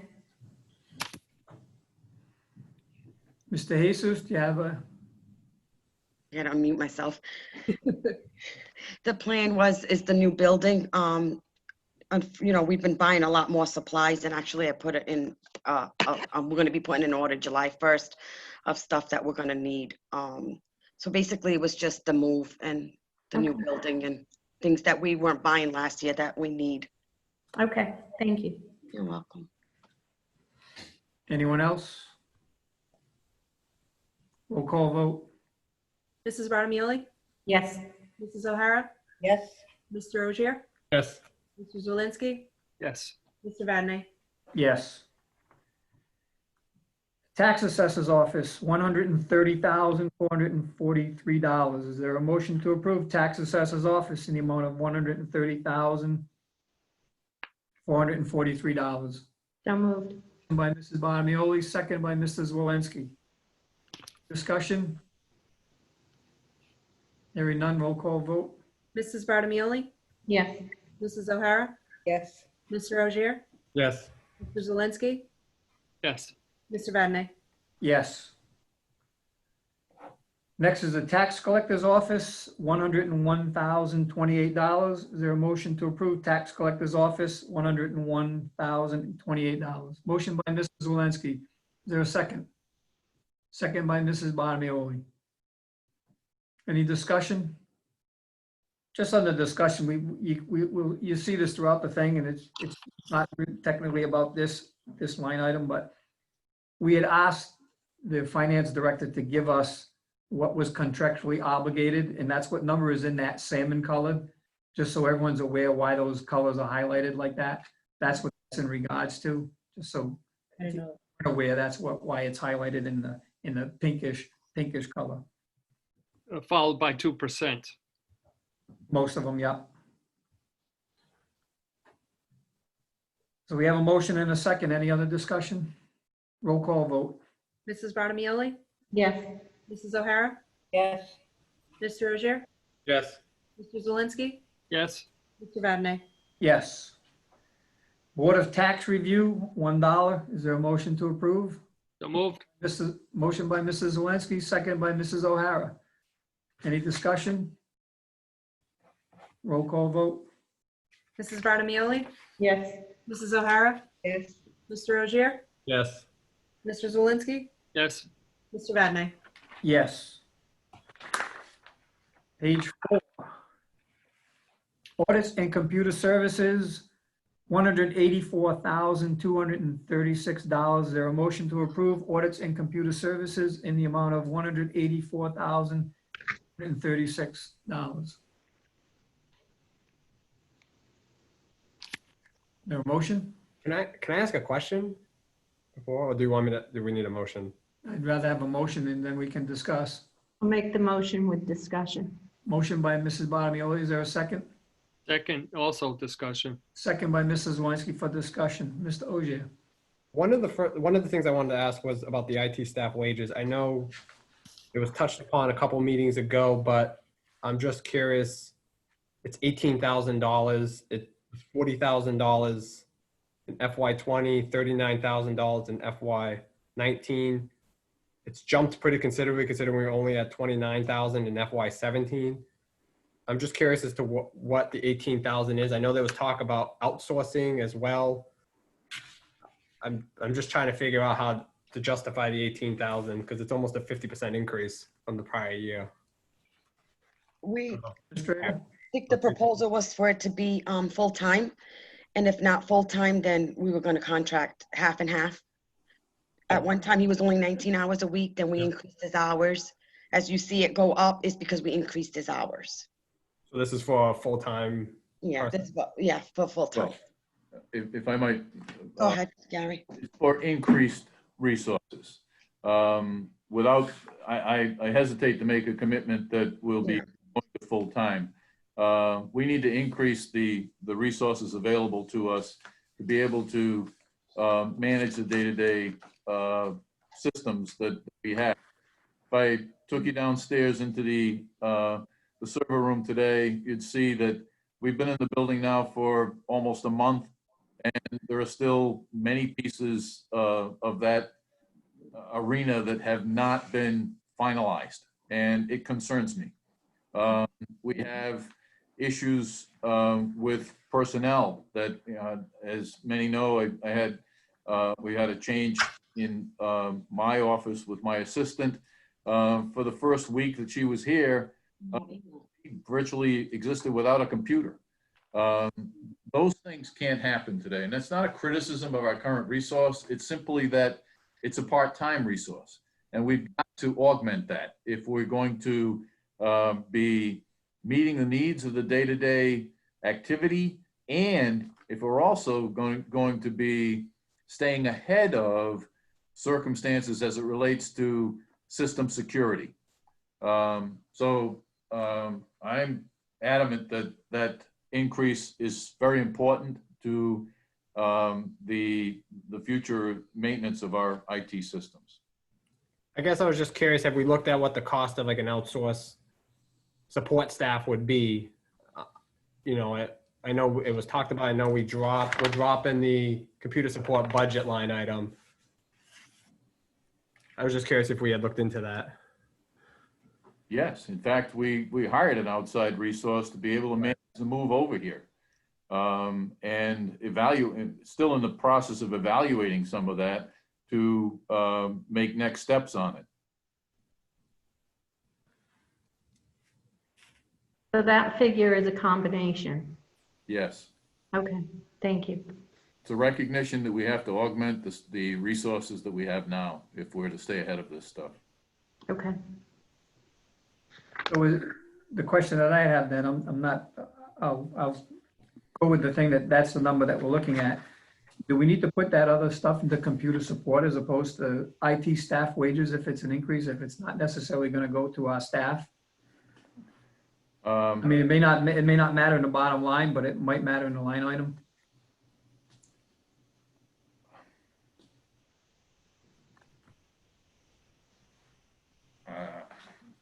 Half dozen to 1/6 of the other, Mr. President. That's why I just asked that. And what I had in this thing was payroll service charge, that we outsource payroll. I've mentioned this before when I was on the budget committee. I mentioned it before when I was on other boards and commissions. Mrs. Bottomillo is going to shake her head because she was part of it too. That I just don't understand why we still have a payroll service. School department does their payroll in-house completely with their personnel, and we're outsourcing it. They have by far more people than we do. And I understand that the school department, 85% of it maybe is salaried people, so it's static every 2 weeks or whatever, and that we have more hourly employees. I just wonder, why are we outsourcing this instead of doing it in-house? I think the software, I know the school department has Infinite Visions, and they have the module to do the payroll. We do not have the module to do the payroll. Could be something. What would the module cost? I don't have the answer to that. Don't have an answer to that. No, but I'm sure the module is out there. And we are changing our accounting system, which does have a payroll module. I just did not sign we didn't sign the contract for that. But it may be one of those things where we buy the software and we buy the module for $10,000 in years, and we're saving every year going forward. It's just one of those things. It's bugged me for a long time that the town outsources and the school does it in-house, and the school has far more employees than we do. And it was one of those things that it's like, why are we paying someone else to do our payroll when it can all be done on a computer? We're sure that we're monitoring it. Someone is monitoring it and entering all this information and then sending it to ADP so they can print the check. Correct. So why can't we print the check? It's possible. It definitely is. So, Mr. President, why can't we combine IT services with the school department as well? I don't know. One administrator can talk on that, right? I think we've tried. Yeah, We've offered, Mr. President, we've offered to help. Well, that's easier said than done. I mean, I have spoken with the superintendent at times. For example, when I look to go to source when I recognized what we were going to get into with the needs here, I looked to a circumstance where we might be able to pay the school department to help us with the installation of our new servers and establishing our systems here. It wasn't something that was feasible for the school department to be helping us with when the question was asked. Are there chances that in the future this could happen? You know, we have to recognize that the school department's already dealing with, I don't know, what, something close to 2,000 pieces. Yes, ours is small in terms of count relative to theirs, but I'll defer to the superintendent on that for his comments.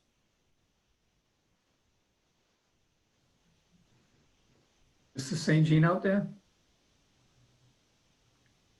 I know, Mr. Zelinski, that one of the issues that we dealt with when we were looking to convert this building from the two into this one building was we needed to be ready to go on Monday morning, or actually Tuesday morning in this case. We needed to be ready to go functioning on Tuesday morning.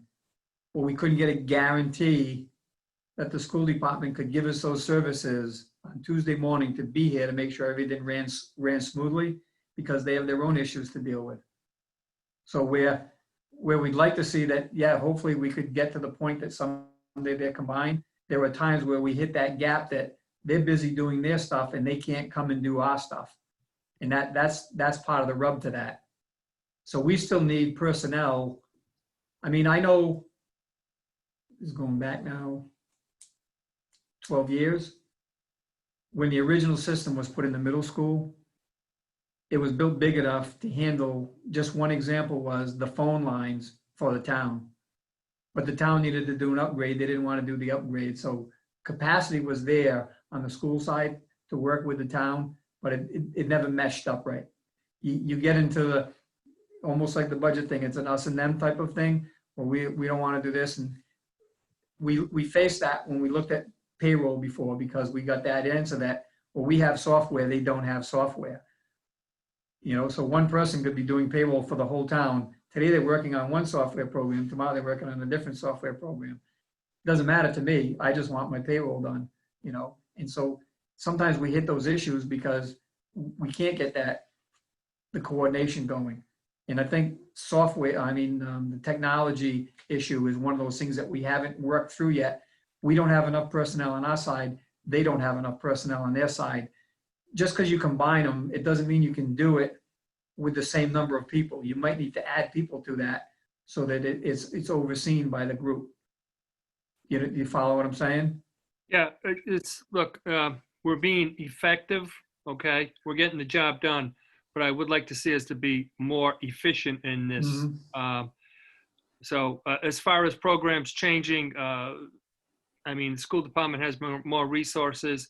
I certainly, next year will be a whole new ballgame. So we'll have to take a look at that all next year. I mean, I see Mr. St. Jean is back, but I don't want to put him on the spot, but I know for a fact he's been through this in other districts when he was the technology coordinator in other districts where a town and a school tried to merge, and it didn't go quite smoothly, if I recall correctly.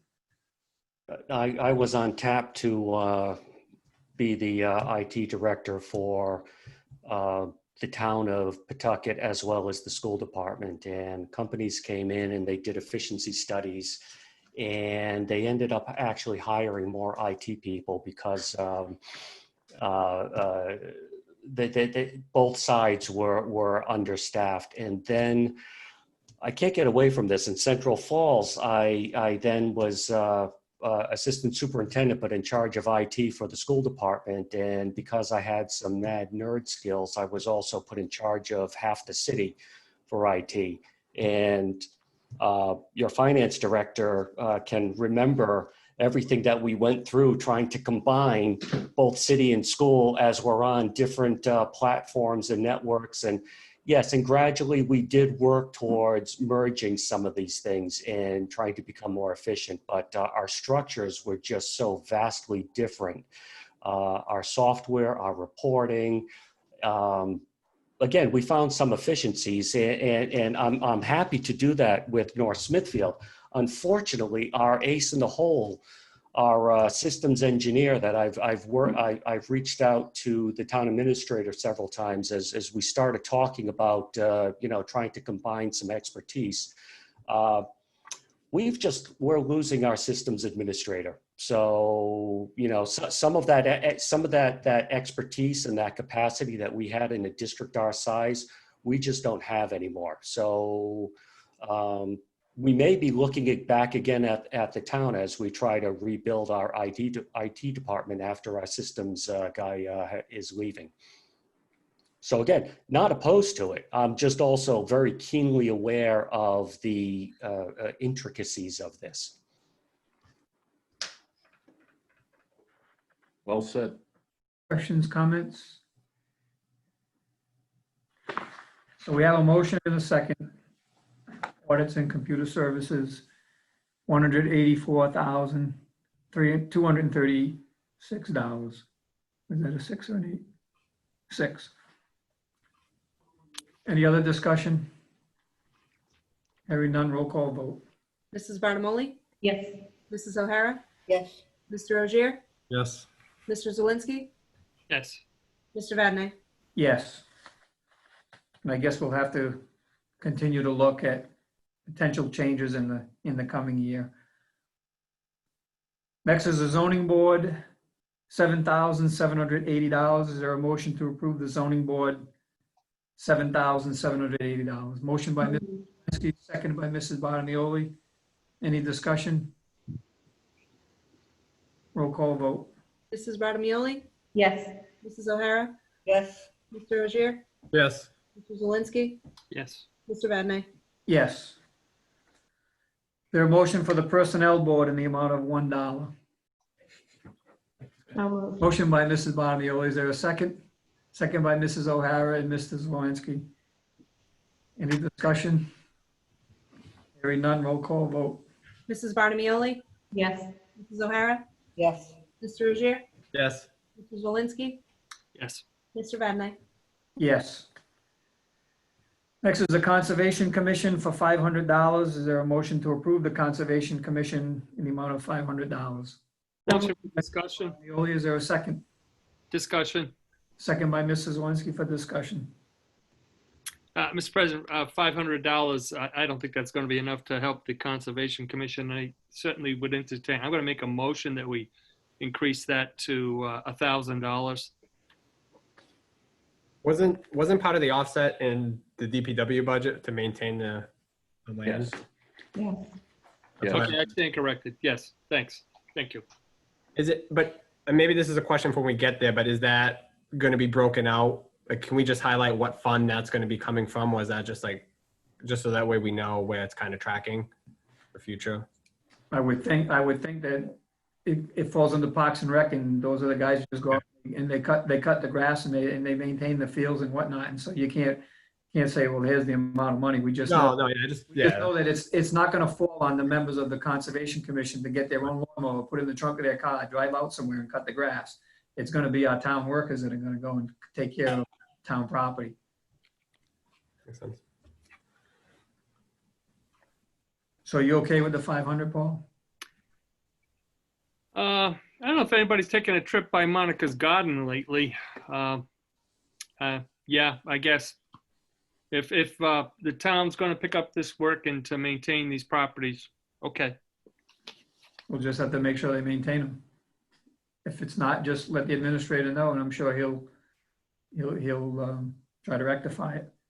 So we got a motion and a second for 500 on the Conservation Commission. Any other discussion? Roll call vote. Mrs. Barnamoli? Yes. Mrs. O'Hara? Yes. Mr. Ogier? Yes. Mr. Zelinski? Yes.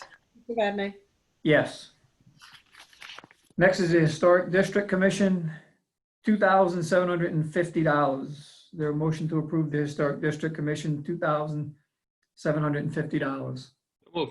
Motion by Mrs. Zelinski. Is there a second? Second by Mrs. O'Hara. Under discussion. Is there a reason for the big increase? Are they doing something? I believe it's a match for a grant they're applying for, 2,500. Okay. Any other discussion? Roll call vote. Barnamoli? Yes. Mrs. O'Hara? Yes. Mr. Ogier? Yes. Mr. Zelinski? Yes. Mr. Vadney, Yes. Next, is there a motion to approve the Housing Authority in the amount of $1? So moved. Motion by Mrs. Zelinski, seconded by Mrs. O'Hara. Any discussion? Roll call vote. Mrs. Barnamoli? Yes. Mrs. O'Hara? Yes. Mr. Ogier? Yes. Mr. Zelinski? Yes. Mr. Vadney, Yes. Next is Economic Development Commission, the amount of $500. Is there a motion to approve $500 for the Economic Development Commission? So moved. Mrs. Zelinski, is there a second? Second. Second by Mrs. Bottomoli. Just on the discussion, to the administrator. Are we still looking to combine the Economic Development Commission with the redevelopment agency? Is that still? Yes. Yes. And so is there a need for that money there? Well,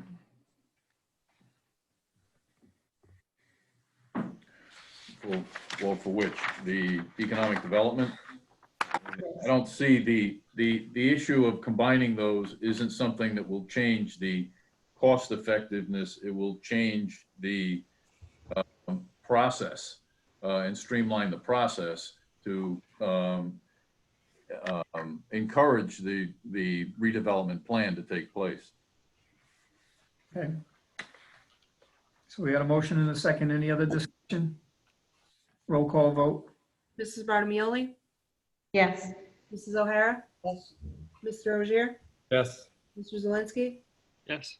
Mr. Vadney, Yes.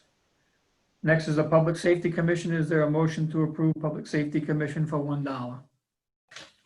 So moved. By Mrs. Zelinski, seconded by Mrs. O'Hara. Roll call vote. Mrs. Barnamoli? Yes. Mrs. O'Hara? Yes. Mr. Rozier? Yes. Mr. Zelinski? Yes. Mr. Vadney, Yes. Next, $1 for the Budget Committee. Is there a motion to approve? So moved. By Mrs. Bonioli, is there a second? Second by Mrs. O'Hara. Any discussion? Roll call vote. Mrs. Barnamoli? Yes. Mrs. O'Hara? Yes. Mr. Rozier? Yes. Mr. Zelinski? Yes. Mr. Vadney, Yes. Page 5, Juvenile Hearing Board in the amount of $3,453. Is there a motion to approve the Juvenile Hearing Board in the amount of $3,453? So moved. Motion by Mrs. Bonioli. Is there a second? Second by Mrs. O'Hara. Any discussion? Roll call vote. Mrs. Barnamoli? Yes. Mrs. O'Hara? Yes. Mr. Rozier? Yes. Mr. Zelinski? Yes. Mr. Vadney, Yes. Next is Town Hall in the amount of $45,245. Is there a motion to approve Town Hall in the amount of $45,245? Motion and also discussion, Mr. President.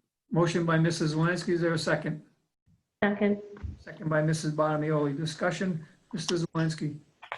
Yes, understanding that Kendall Dean, we're here now.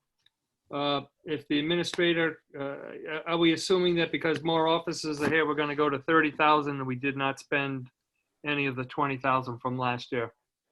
This up until May 31st? Did we lose Gary? They're gone.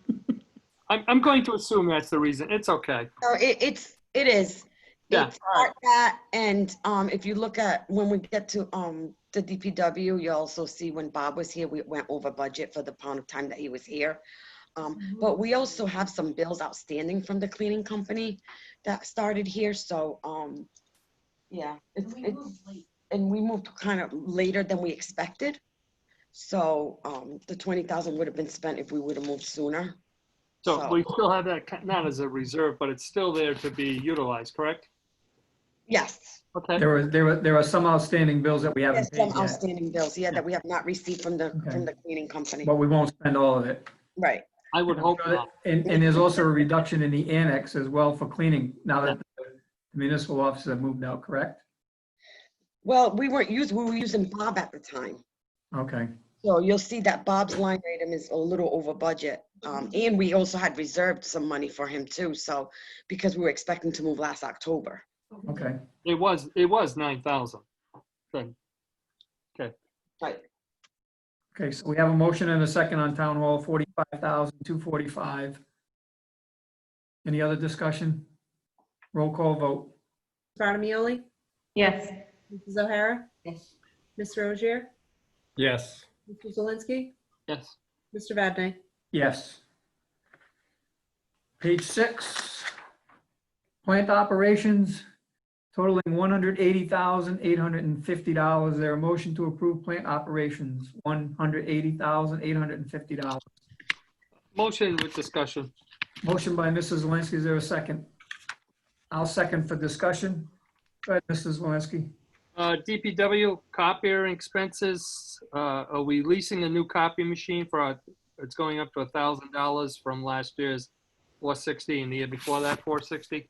We actually replaced the machine. We are not leasing it. We've actually purchased it. That's the maintenance contract, and it also includes toner in color and black, so. A lot of money. Okay. That copier that's at DPW, does Parks and Rec also use that copier? Oh, yes. And animal control does too. Okay. And recycling. Yeah, Any just other looking, questions, Mrs. Zelinski? yeah, just looking at the actual amounts previous years. So, okay. Just That's just an estimate, Mr. It could be lower. We just didn't have a history on it because it's brand new. So we just kind of compared it to what we spent at Annex and at the police department. So. all right. Thank you. You're welcome. Could be lower. Under the same department. Electric at the annex, we're reducing it. Are we reducing it enough now that half that building is vacant? Yeah, been up for a while.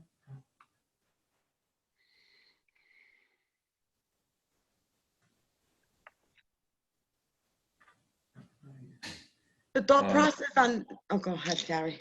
Yeah, I mean, we don't have a history beyond what we have spent. We also don't know what will happen with that building. The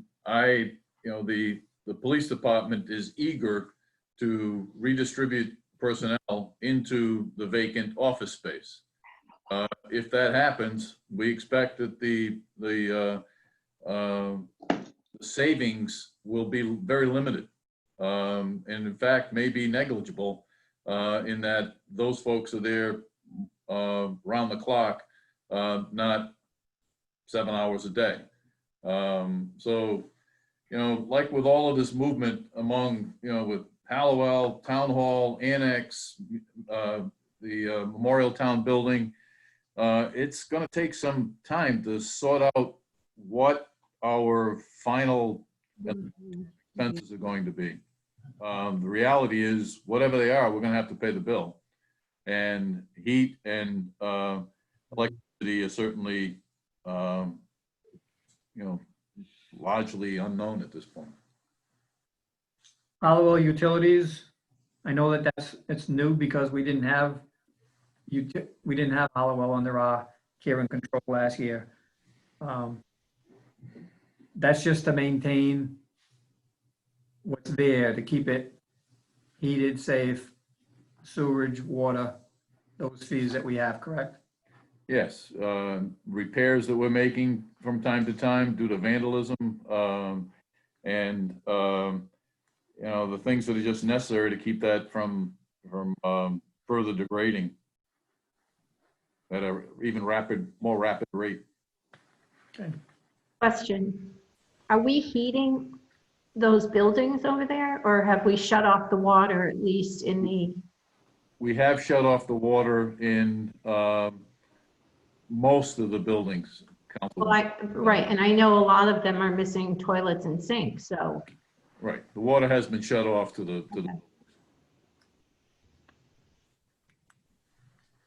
Any other comments, questions?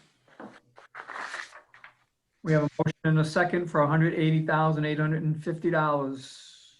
Roll call vote. Mrs. Barnamoli? Yes. Mrs. O'Hara? Yes. Mr. Rozier? Yes. Mr. Zelinski? Yes. Mr. Vadney, Yes. Next is printing and advertising, $16,000. There a motion to approve printing and advertising, $16,000. No moved. By Mrs. Bottomoli, is there a second? Second by Mrs. O'Hara. Any discussion? Roll call vote. Mrs. Barnamoli? Yes. Mrs. O'Hara? Yes. Mr. Rozier? Yes. Mr. Zelinski? Yes. Mr. Vadney, Yes. Next item is the contingency fund in the amount of $122,500. There a motion to approve the contingency fund of $122,500. No Motion moved. by Bottomoli, is there a second? Discussion? Second by Mrs. Zelinski. Mr. Zelinski. Mr. Vadney, this is directed to the Budget Committee. If the gentleman is still, I don't see, well, I can go to another screen to see. I see him. Gentlemen, Budget Committee, if you can unmute. Yep.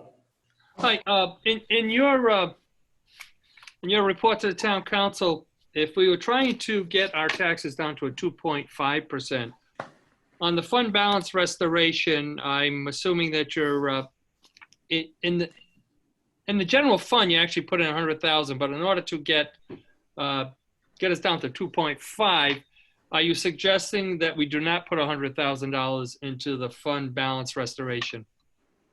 Yes, that's correct. Okay. We feel that we've looked over the last couple of years, and the fund balance has increased, I'll call it naturally.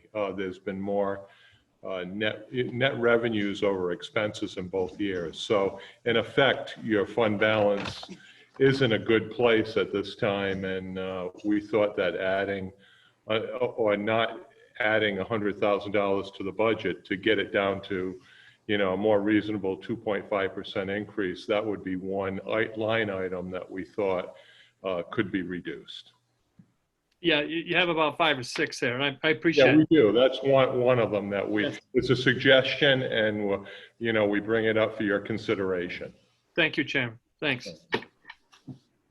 So, Mr. Vadney, if I still may, we've had, I would like to make a motion that we delete the $100,000 for our fund balance restoration after hearing the testimony of the Budget Committee. Do the maker of the motion and the second want to amend their motion? I'll amend my motion. Second amends. And the second amends. Mr. President, may I? Yes, still in discussion. This line item serves two purposes. It is the only contingency that exists in this budget. For the full $45 million budget, it is the only contingency in the spending consideration.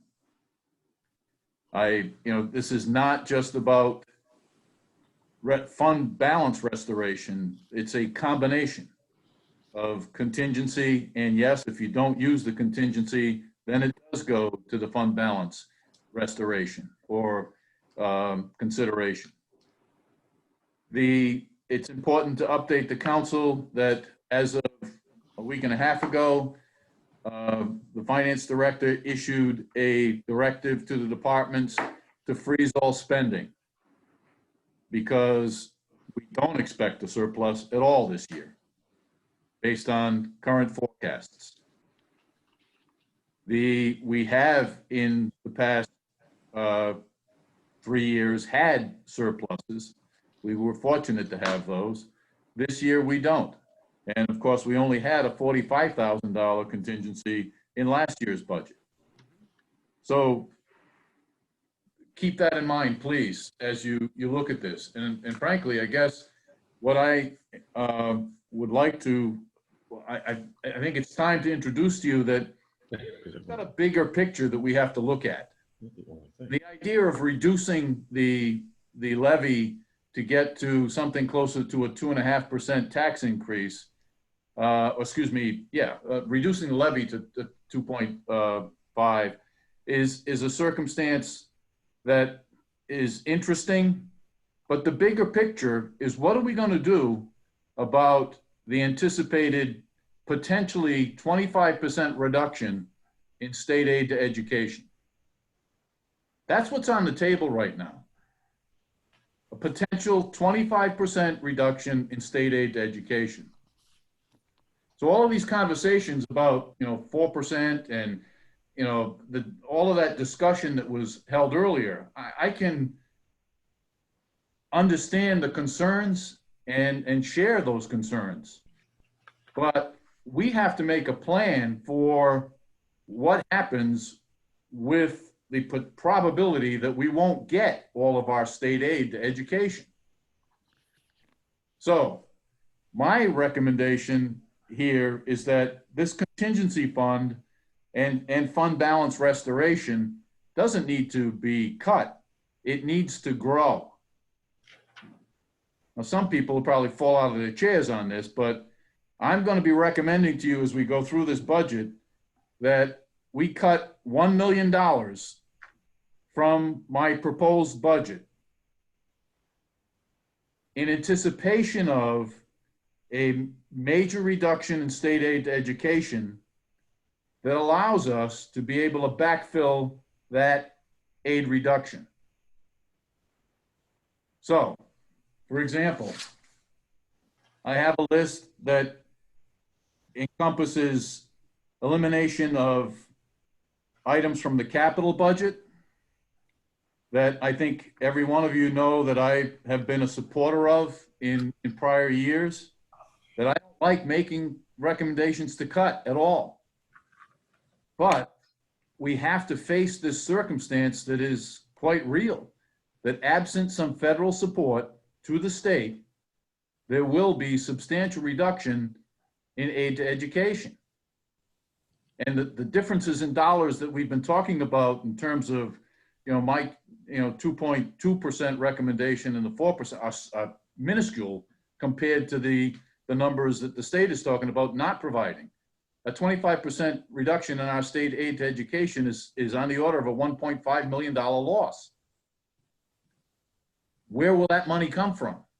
Are we going to just expect the school department to just wipe out that loss and overcome that loss? I have to tell you, I can't do that. So I have recommendation. I will be making recommendations to you as we go through this, that in the capital budget that we eliminate these items, the $25,000 demolition of the Stamina office building, the the six-wheel dump truck for, no, I'm sorry, I got to keep these in order. The schoolhouse restoration for $25,000, the six-wheel dump truck for $175,000, and the street sweeper, the first payment on the street sweeper for $90,000. In addition to those, out of the operating budget, I would be, I'm going to recommend that we reduce the OPEB contribution by $150,000. And those of you who have been on the longest know that I've been an advocate for building that up, because what I'm doing in this is what has happened over the years. It's kicking the can down the road.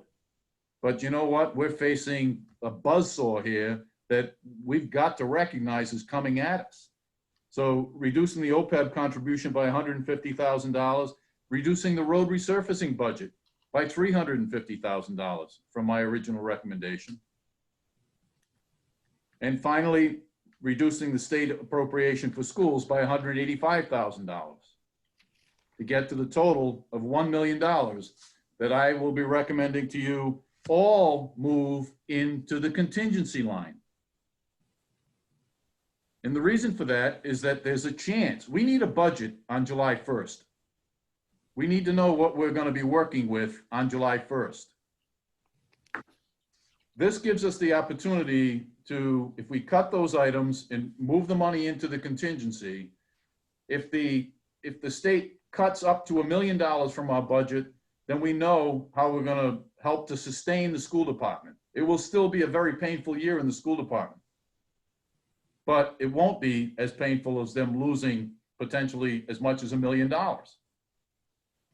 And it gives us the opportunity that if the federal government comes up with a plan sometime in July to add to the federal stimulus and provide money to the states with loose enough guidelines that it can be revenue loss replacement, then we can change the budget to a circumstance where that $1 million comes out. If we're made whole, we eliminate that contingency back to a number that is more normal, and the actual levy sometime in July.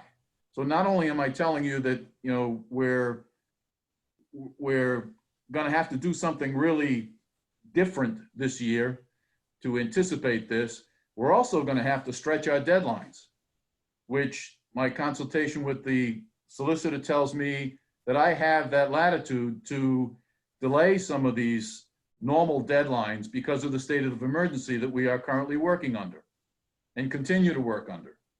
It's not changing. And so all of these things together, put us in a circumstance, when will we finalize the budget in absolute terms? I can't tell you that right now because I don't know what the federal government's going to do. You don't know what the federal government's going to do. We don't know what the state's going to do when it finally hears from the federal government.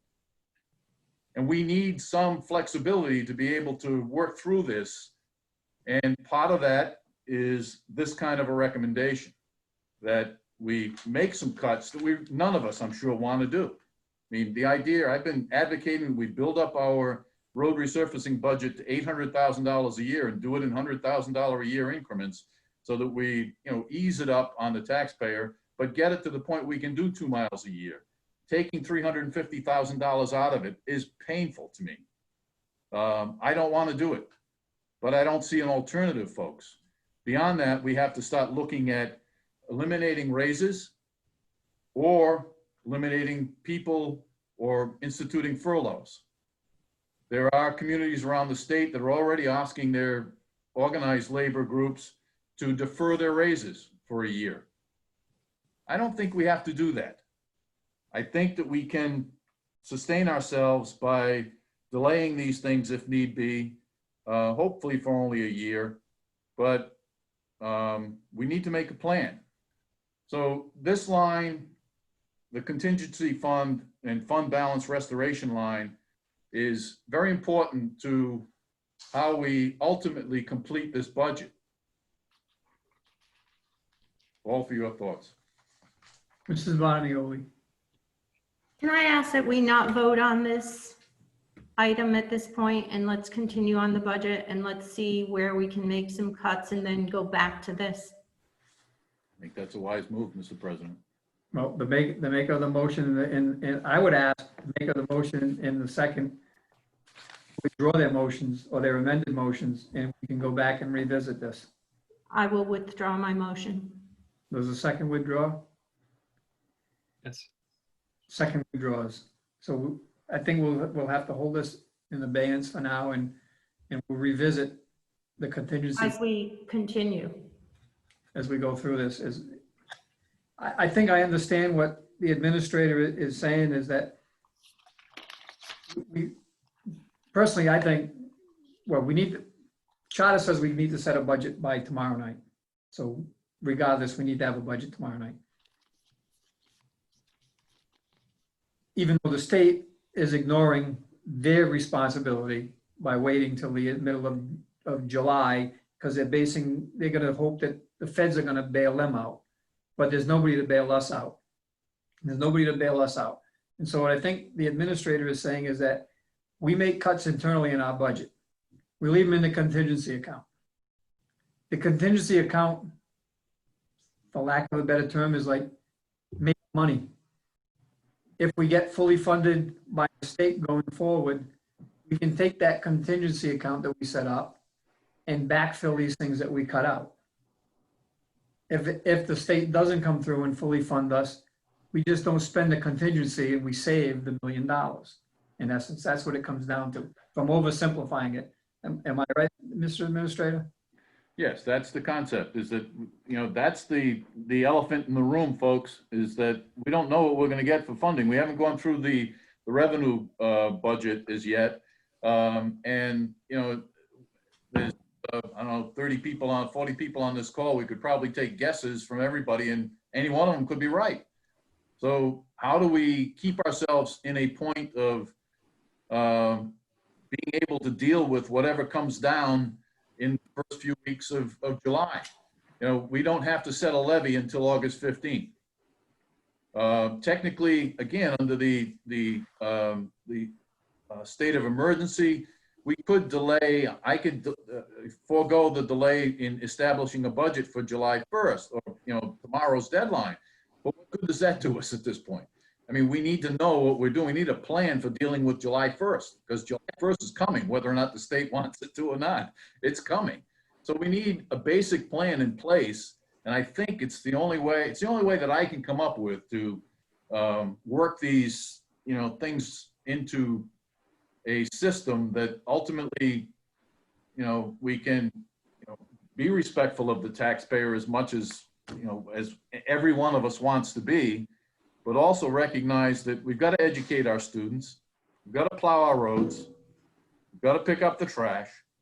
It's my suggestion to you. Okay, so motions have been withdrawn, and we'll revisit this as we go through later on. So we'll move on now.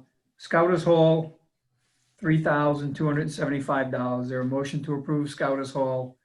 So moved. $1,275. So moved. Motion by Mrs. Zelinski. Is there a second? Second by Mrs. O'Hara. Any discussion? Hearing none, roll call vote. Mrs. Barnamoli? Yes. Mrs. O'Hara? Yes. Mr. Rozier? Yes. Mr. Zelinski? Yes. Mr. Vadney, Yes. Next is the North Smithfield Public Library in the amount of $480,929. Is there a motion to approve the North Smithfield Public Library, $460,929? So moved. Motion by Mrs. Zelinski, second. Second by Mrs. O'Hara. Just under discussion, and maybe the administrator does, maybe he doesn't have an answer, maybe he does. We're relying on a good portion of that coming from the state. Yes. Should we be concerned about that, or is that something that is should be pretty?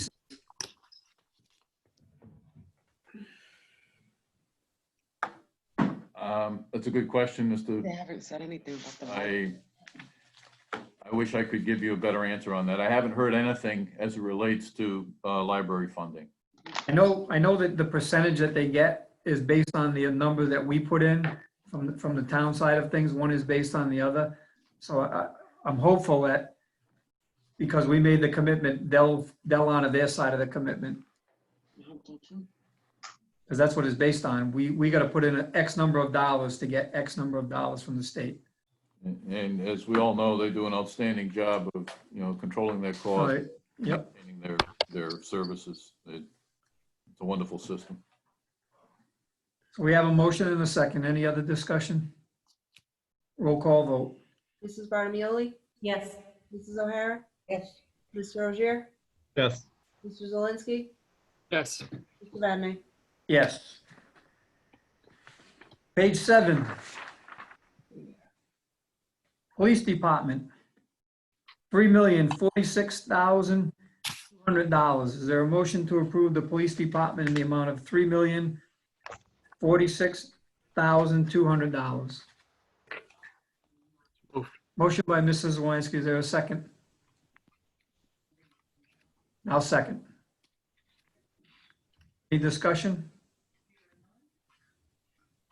I have some questions, and I guess this comes up every year, it seems, in relation to the IMC manager, IMC software and fees, IMC repairs and upgrades.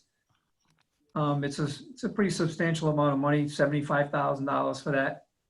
Is that something that we can get done in-house as opposed to having outside service come in and do this? We are looking at alternatives for that. The idea of doing it in-house, I'd have to say, Mr. President, no. Can we do it with a more cost-effective outside service? I am hoping yes. This is a runaway train. At the same time, there is an action. I have a letter from the Rhode Island Police Chiefs Association where that association is looking to change the system that's being used with an objective to try to save money.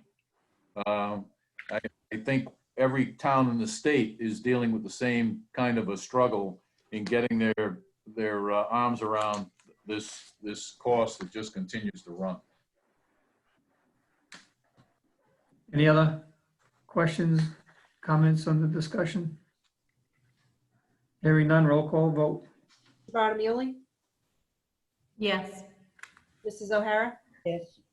Mr. Ogier? Yes. Mr. Zelinski? Yes. Mr. Vadeney? Yes. Page 8, animal control, $94,253. Is there a motion to approve animal control, $94,253? Motion by Mrs. Zelinski, second by Mrs. Bottomoli. Any discussion? Discussion. Bottomoli. The part-time animal control officer.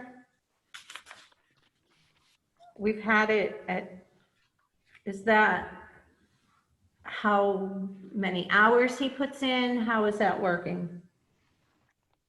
Or is it now just a salary? That is an hourly position, and it's actually vacant at the current time. Yeah, because I was questioning why their proposal was only 12,000, but we put in for 21. Department request was 12,480. I think Ray was proposing to change the position at one time. He wanted to change the position, but it's a union position. I don't know if Ray's on the phone, but he wanted to change the position to a different position. Animal control falls into the Department of Public Works, Yes. not the police department anymore. Thought it used to be police. It used to be. Used to be. Yeah. Okay. I think in every other town it is, I might be, but. Yeah, I mean, the challenge here becomes having personnel available in the after hours. A lot of this time is, the effort here is to try to offset or avoid overtime for the ACO. If an animal challenge comes up at 9 o'clock at night, Yeah, he's on. we try to backfill, try to avoid calling out the daytime, the full-time ACO and paying overtime for all of that time.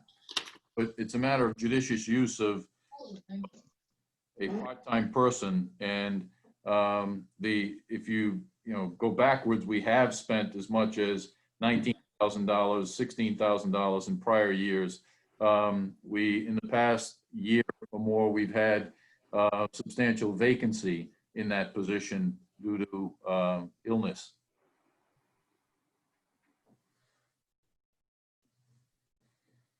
Ms. Scott, is Mr. Pendergast, is he out there? There is a Ray P. I'm not sure if that's him. I am. That's me. Here he is. Do you have any comment on this, Mr. Yeah, Pendergast?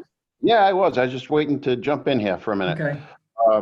This, as the administrator has stated, this person has resigned this position. I felt that at this time, this was a good time to eliminate that position from the union, make it a kennel person, which a lot of communities do now, to feed the animals and to clean the thing at a lower rate and less hours. And to put in, I believe under the overtime line, I've inserted $2,000 to offset the animal control officer coming back on overtime. Okay, so why are we moving to the 21,163? Well, the issue is, the difficulty in making the change in, we need to negotiate that position out of the union.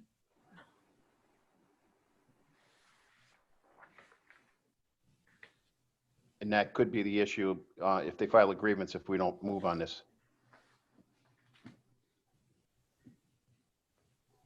So I guess you can leave it in there and we can make a change after a grievance and we deny the grievance. I mean, that's a situation down the road.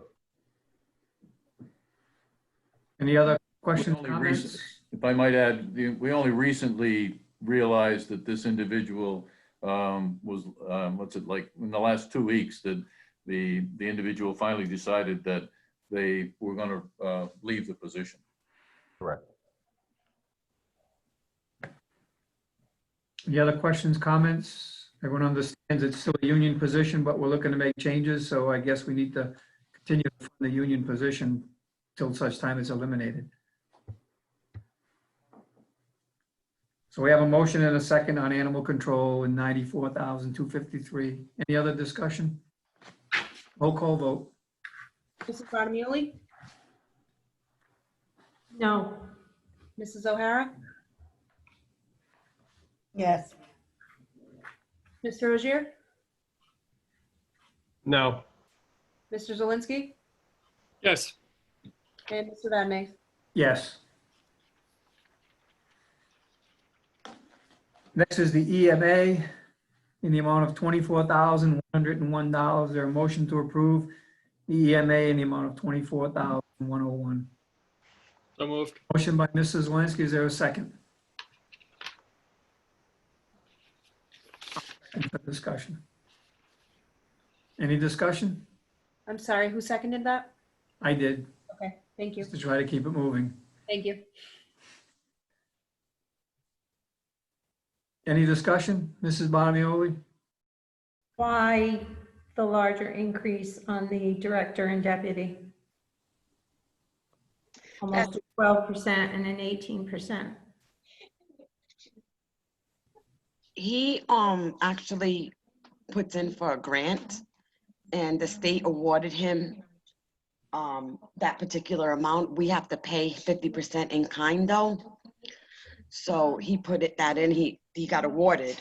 So 50% of it gets reimbursed by the state.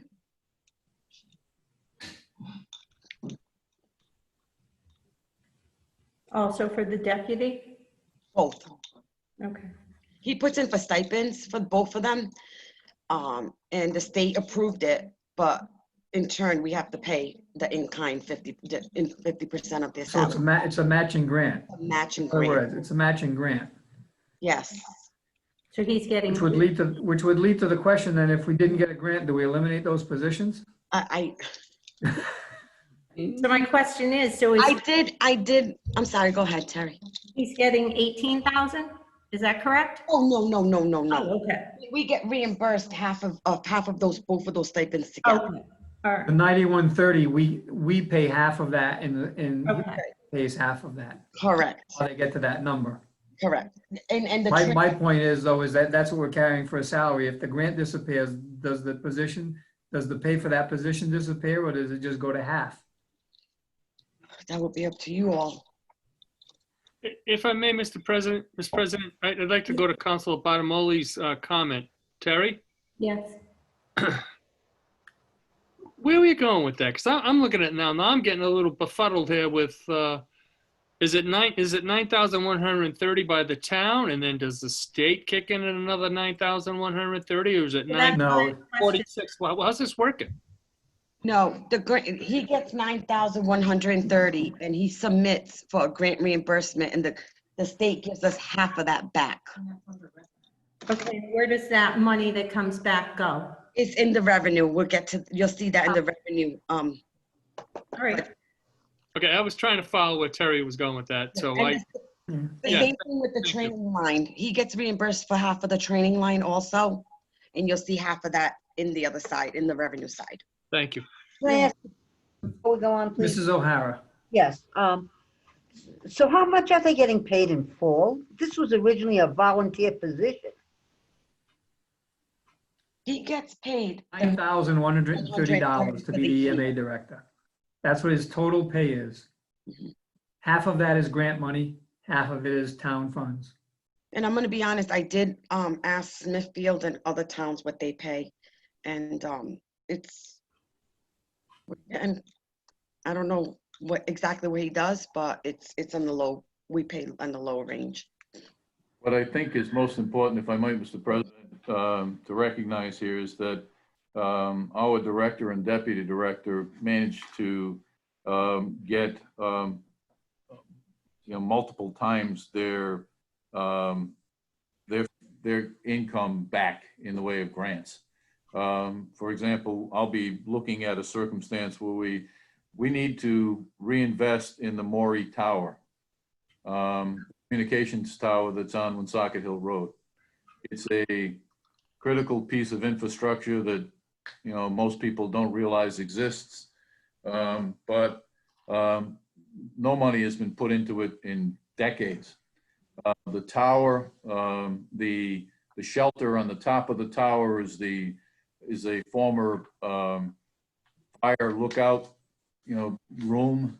It has deteriorated substantially. We need to change that. It's subject to vandalism. It's not adequately protected. Peter and John will be instrumental in getting us money to be able to accomplish that upgrade. In addition to their other work that is, the things that, again, none of us think about.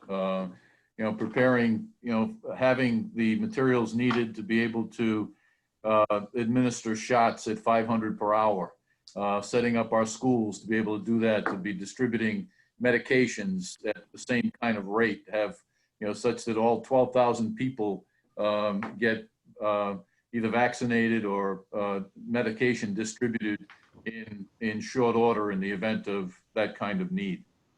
So these folks, they are volunteers, yes, Mrs. O'Hara, Councilwoman O'Hara, but the responsibilities have grown over the years, and the way that our investment in them has returned, I think, multiple fold. Mrs. Bonioli. I have one more question. As far as the training that's gone up to $68.50, in 2019 it was $569, 2018 $1846. It's a big number for training. How many people are we training? We train the community. It isn't just the EMA staff. It's the CERT program, and don't ask me what CERT stands for right now. I can't get it for you. It's somewhere back here, but it's Certified Emergency Response Team. There you go. Thank you. So, they do, CPR training. They do first aid training. And it could be your neighbor that they're training as much as the team themselves. If I may, Mr. President. Mr. Zelinski. Colonel, Director Branconia and Deputy John Wilczek do a phenomenal job seeking out grants and bringing money home to our town. Plus what the administrator just said as far as training and keeping us prepared and inoculations. Let's hope we don't have to use them. How's that? Does that make sense? We don't Absolutely. call on their services. But I certainly would. I'm going to vote to fund them. Any other questions, comments? No, just the clarification, that's all I want. Mrs. O'Hara?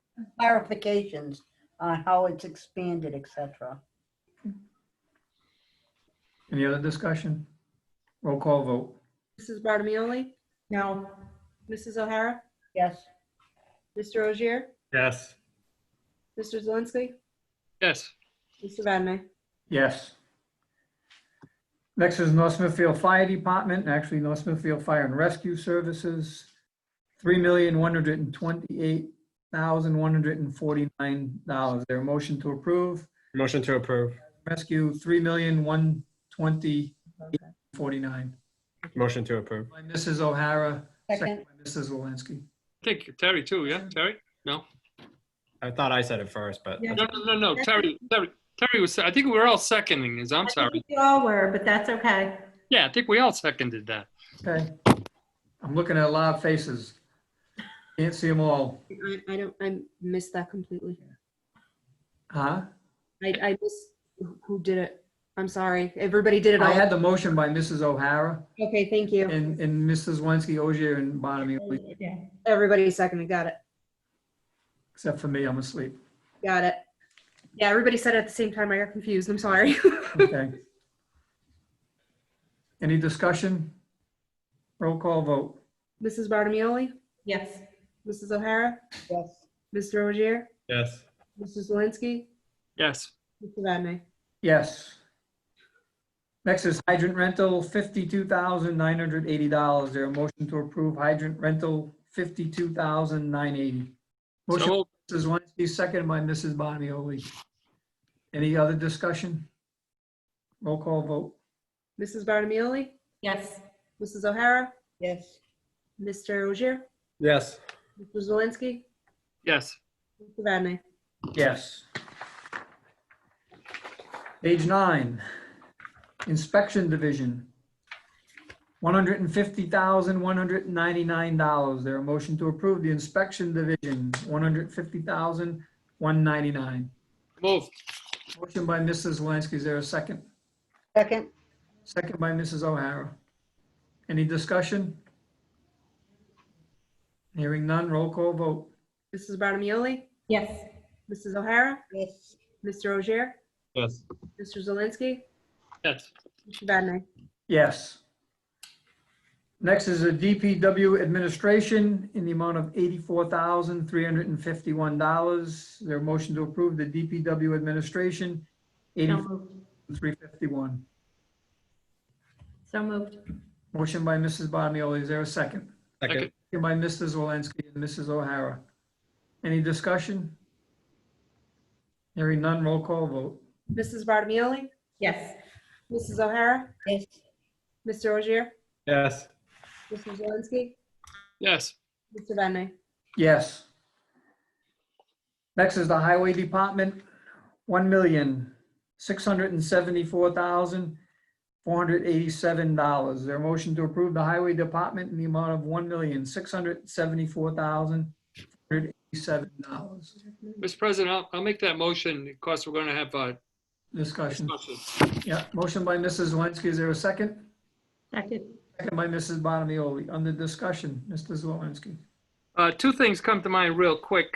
Consultant engineering, and also the administrator was a little out ahead on me, which he normally is, by the way, on road repairs and resurfacing. You know, when I look back on our consultant for engineering, what we've consistently put in to cover those expenses, there's only, I don't think there was a year that we actually utilized them all. So basically, I'd be making a motion to, for engineering consulting, 25,000, not 55,000. And then I'll let the rest of everybody bring this up on the road sidewalk repair. I'm sure we're all gonna weigh in on this. I had it down as 500,000. I know the administrator had a recommendation a little earlier. And then we have the budget committee also taking off 100,000 as well. So we take the easy one first, if we could, Mr. President. I'd like a motion to approve 25,000 for consultant engineering fees. So you made the motion, correct? We had a motion, we had a second for Right, discussion. who made the motion? That's what I'm saying. Did you make the original motion, seconded by Mrs. Bottomoli? Correct. So you want, I will amend my motion. you want to amend your motion and the second will amend the motion? Well, hang on, so there's a lot of time. What are we To amending? reduce that by $25,000. Correct, to 25, not from Okay, 55. so you want to reduce it by $30,000. That is correct. So you're amending the motion to reduce that number by $30,000. Yes, but I'm not And the done. second amends the motion. But I'm not done. So we're going to also try to amend this, that I would like to put in 500,000 for road repair, not 600,000. Okay. So why don't we just, I'll remove my, to make it simpler, I'll withdraw. Well, it's easy to amend it. It's easy to amend it if we're going to make this to it. But I don't know. I think it's easier to withdraw than start all over. But I'm not the town clerk, so I don't know. Mrs. O'Hara. Yeah, I have a question. Who is responsible for the existing sidewalks in the Park Square area? State. Depends what road they're on. Smithfield. State. Smithfield Road is the state. Are we sure of that? Because what was told to me is once they put it in, we're responsible for it. No, State road. the state road. We can't do the work in state road. The So state- then people can sue the state if they get hurt or hit by a car on those walkways. Oh, I can't give them that advice, but. No, I'm asking you. I'm telling you right now, it's either we're gonna get in something with this or the state is, because it's not handicap accessible. I would suggest that someone could just contact DOT I know that they're pretty accommodating. I think it's an important conversation, but I will definitely I think we're talking about the consultant engineering at this point, right? Yeah. Let's stay on topic. Well, I think one of the issues that's been increased by is, it's not a reflection on what Mr. Pendergast does over there. Mr. Pendergast is not an engineer, and we do projects, and we're facing more projects that we want the town to do that we have no engineer for. And so we need to get outside consultants to get this stuff done. We can't just keep doing things in-house without having engineering work approved, plans approved to go out and do some of this stuff. That's what we've been doing in the past. And a few of those issues have come back and kind of bit us a little bit, where the town's gone out and extended a swale or extended a drain pipe on someone's property, and it's come back and hurt us because it wasn't done right, it wasn't engineered right. And I'm not criticizing them, it's just, it's a reality that we may need to have more engineering consultant done to accomplish the projects that we're doing, such as that culvert repair on Smithfield Road. We need to have engineers come in and do that. We don't have anyone in-house that can engineer that job. We had to have someone come in from the outside and do it. And that was a job that wasn't even budgeted at all in the budget. That was an extended thing that, we didn't see coming. And I think that's what the administrator is trying to address. Mr. President, from a planning perspective, when a development comes to town, the town planning board can ask for a peer review to be performed by an outside engineering firm, which those costs are picked up by the applicant. Yep. But looking back on the 25,000 that we put in, it's actually 26 one year. But 25,000, we've not drawn anywhere near that. We have the recommendation of the. Can someone just repeat what happened? I was kicked out.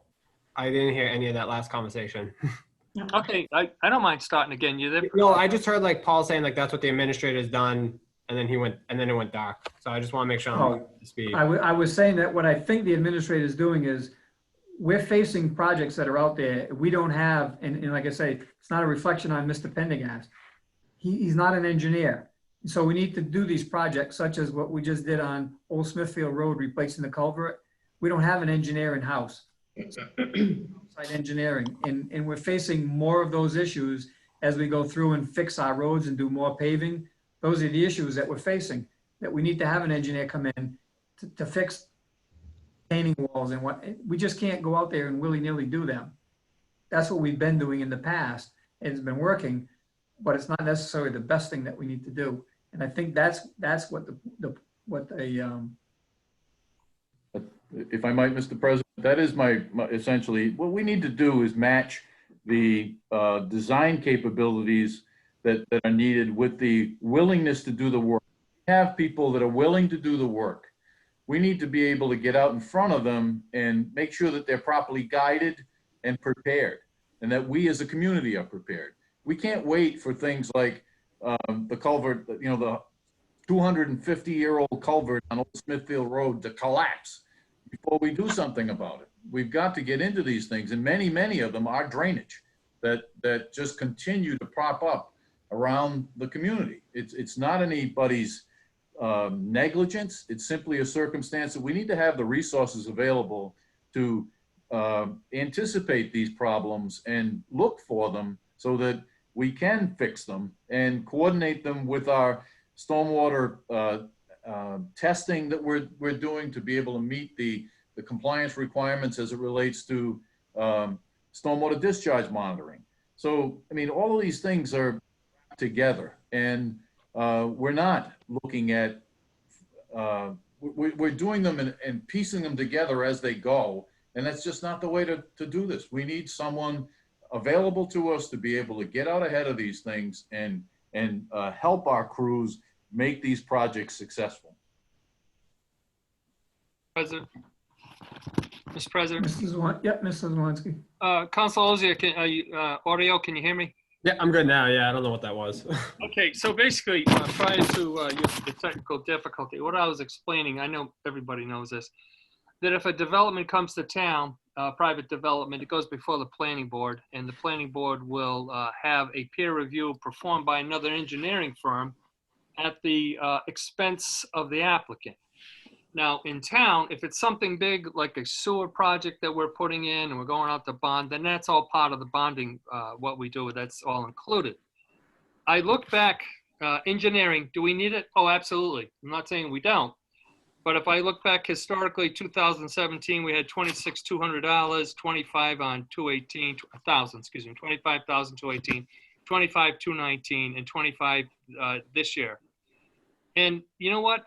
We haven't drawn down that much. The highest we've drawn down on those 25,000s were $5,773. I'm not saying we don't need engineering. Absolutely, I'm going to support this.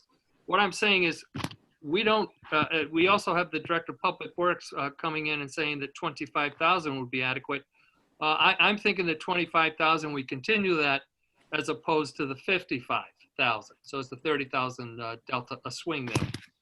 The other piece was that the administrator earlier on had spoke about road repair and how much it's costing. Would we love to have 600,000? Absolutely. But not with our employment 13, 14%. We don't know what's going on with COVID. So we had a motion. I wanted to withdraw and start all over again. But so right now we're trying to amend it. Mr. President, so may I continue? Yep. Okay, so I'd like to amend my motion to state that I would like to see the engineering budget reduced from 55,000 to 25,000, and the road repair resurfacing budget reduced from 600,000 to 500,000. So that'll be a difference of roughly $130,000. That's a motion. Okay. So maker of the motion has amended it to be that now the budget number would be $1,544,487. Right. 130 from what the budget committee was recommending. Does the second amend? I was the maker, so I amend the motion. The second. To both of those changes. Maker amends and the second amends. Did you get that new number, Ms. Scott? And all this fun we were having. I'm sorry, Terry, that you Were made. you no, Mr. Zelinski was the maker. You were the second. Oh, okay. Yes. Yeah, you guys got it right. We're following it. Are we having fun yet? Of course. Oh, yeah, that's my motion, Mr. President. Okay. Any other discussion? Can you repeat that? How much was the roads? I'm sorry, I missed it. So they reduced the road resurfacing, road sidewalks, road resurfacing by $100,000, and they reduced engineering and consulting by $30,000. Well, I don't know about they. I made the new number of $1,544,487. Okay, thank you. Mr. President. Mr. President, point of order. There we go. Who called a point of order? Mr. President, I did. Mr. President, I just want to, for the record, want to understand that there was the maker of the main motion. Was it Councilwoman Bartamoli? No. It was Mr. Zelinski. Okay. Mrs. Bartamoli seconded. All right. Mrs. Zelinski amended it and the second amended her motion. Okay, I just wanted to make sure because, I'm sorry, I was confused. I got it. Okay, I didn't hear Council Bartamoli amend it, but you did, Terry, yeah? No, she did. She amended it. Don't worry, the lights are going to go out on me again soon. So if anybody's watching this on Zoom and I start laughing, it's because Terry's waving and she's laughing because she goes. The lights go out. You know, a lot of people may not be seeing that. Mr. President. Mr. Rizowski. Call attention that, as far as trying to get our potential for dealing with the shortfall in state revenue, this is the largest item that you're going to see, I think, in this budget. My advocacy, I think you're making a mistake on the engineering circumstance. This town needs more engineering assistance. And the fact that we haven't spent it is why we get into the circumstance of the Old Smithfield Road type situations. We need to get ahead of these things. We need to be looking for the challenges around our roadways so that we don't wind up just like we did this past week on Parkview Drive, where we realized that, okay, we can't go, we have to interrupt the schedule for the pavement because we got to replace 500 feet of storm line, because we got a catch basin that is a manhole that's deteriorated, and we got rotted pipe that has to be replaced so that we don't rip up the road and do it, after we pave. We need to get ahead of these things. We need people to be working at our behest to look at these drainage problems across the town and come up with a plan for mitigating them. And is it going to be expensive? Yes, but it's going to be more expensive when we wind up with a road that's more important or more heavily traveled, I want to say, not more important, than Old Smithfield Road, where we could just say, okay, we'll close it for 2 weeks. You can't do that on Pound Hill Road. You can't do that on, Great Road. Even Old Great Road. We've got to get real about these things, and that's what I'm trying to advocate for here. Now, well, be that as it may, the bigger issue is with the paving. I'm advocating that we reduce this budget by $350,000 so that the $600,000 that I had originally recommended, that I believe in so strongly, needs to come down to $250,000. So reduced by $350,000, not just $100,000.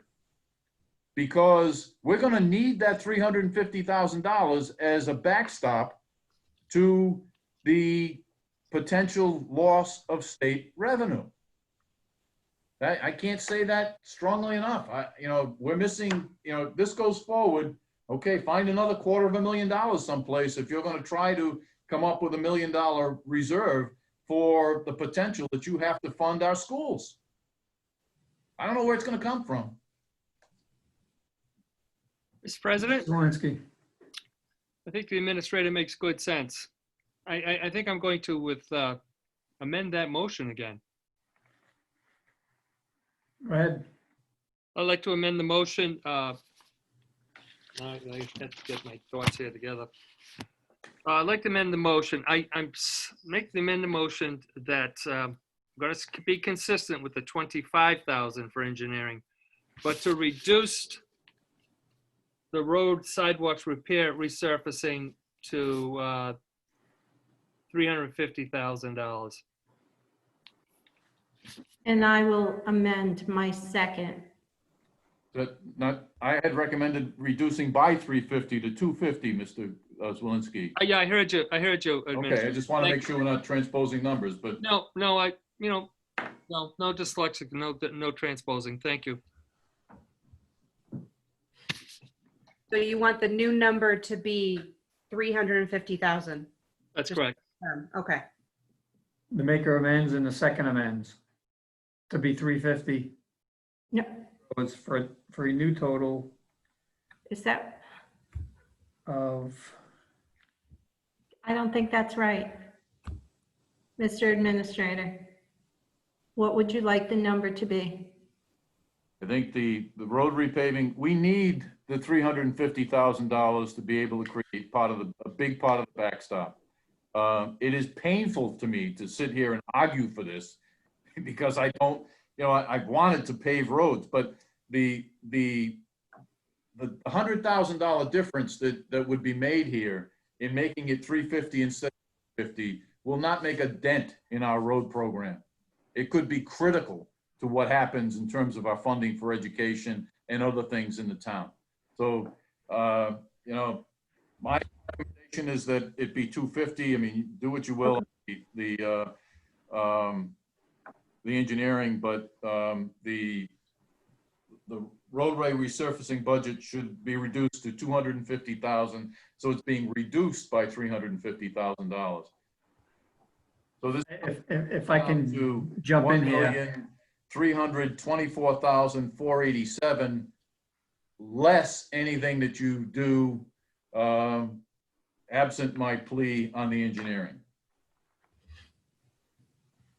if I can just jump in here. Leaving the 250 in road resurfacing, are we going to be able to do Mechanic Street? Yes, There's enough money in there to do Mechanic Street and Old Great Road where the water line is going. yes. We confirmed today, we need about $100,000 of this budget to be able to do that work. And that will leave the DPW with $150,000 for the miscellaneous repairs and improvements that get done around town on a year-by-year basis without a major reconstruction. Because Old Great Road was on the list of roads to be repaved anyways, correct? That's correct. That's correct. We need to make sure that we have enough money to do that because we've already started the project. So we need to make sure we fund the road resurfacing. And to the administrator's point of reducing that 350,000, Extend the meeting. we can cross our fingers and later on move it to contingency and hope we can come back and put it back there to continue to do this. Right. That's really what we're trying to do. Trying to Exactly. a place to bank money potentially if we need to, or to reduce things, but put it in the bank, knowing that it's not really in the bank if it doesn't come from the state. We don't have to cut anymore, but if it does come in, we can go back and fill this stuff back in again out of the contingency. Right. Concern was to make sure we have enough to do the roads that we want to do. I know it throws us off schedule that we're not continuing to do new roads like we want to do. I get that. I also get that we don't have all the money that we want to have to continue to do this either. And so to the administrator's point, we're moving this, kind of like holding it in abeyance, hoping we can pull it back in and do it at a later, in August when we find out where we really stand, then we'll have a better idea. And we can pull it back and put it back in there, or we know that we needed to make the cut anyways. So we have an actual, a more realistic spending plan. I think that's what that's what his goal is, to come up with a realistic spending plan to start July 1st on Wednesday, that we know what we have. It's kind of the best realistic spending plan we can come up with. Not trying to be cute, but we don't know what we're going to get from the state. How do we, we have to try to adapt. That's what this is. Question. Mr. President, it's 10:03, Mr. President. Can I make a motion to extend the meeting by, 30 minutes. 30 That's minutes. the rules, 30 minutes. Second. Motion by Mrs. Bonioli, second by Mr. Zelinski to extend the meeting to 10:30. Roll call vote. Mrs. Barnamoli? Yes. Mrs. O'Hara? Yes. Mr. Ogier? Yes. Mr. Zelinski? Yes. Mr. Vadney, Yes. Before we keep going further, I just we'll look at this and say, at 10:30, wherever we are, we stop. We're coming back tomorrow night, I mean. I don't want to push this thing and belabor it, and it's 11:30 at night, and we're trying to rush things and we have tomorrow night to finish the budget. It's the only thing on the agenda. So my thought process is 10:30, wherever we are, that's where we stop. Back up tomorrow, 7 o'clock, and we go through and finish it. And then we got to do, whatever we got to do, but. That's a good thought process, Mr. President. I like it. Mr. President, can I ask Mrs. Bonioli. the administrator, the 55,000 that you had on the consulting and engineering, is that number something that you had gotten for a retainer fee for an engineering firm, or just a number you thought was good? The number I thought was good. Okay, thank you.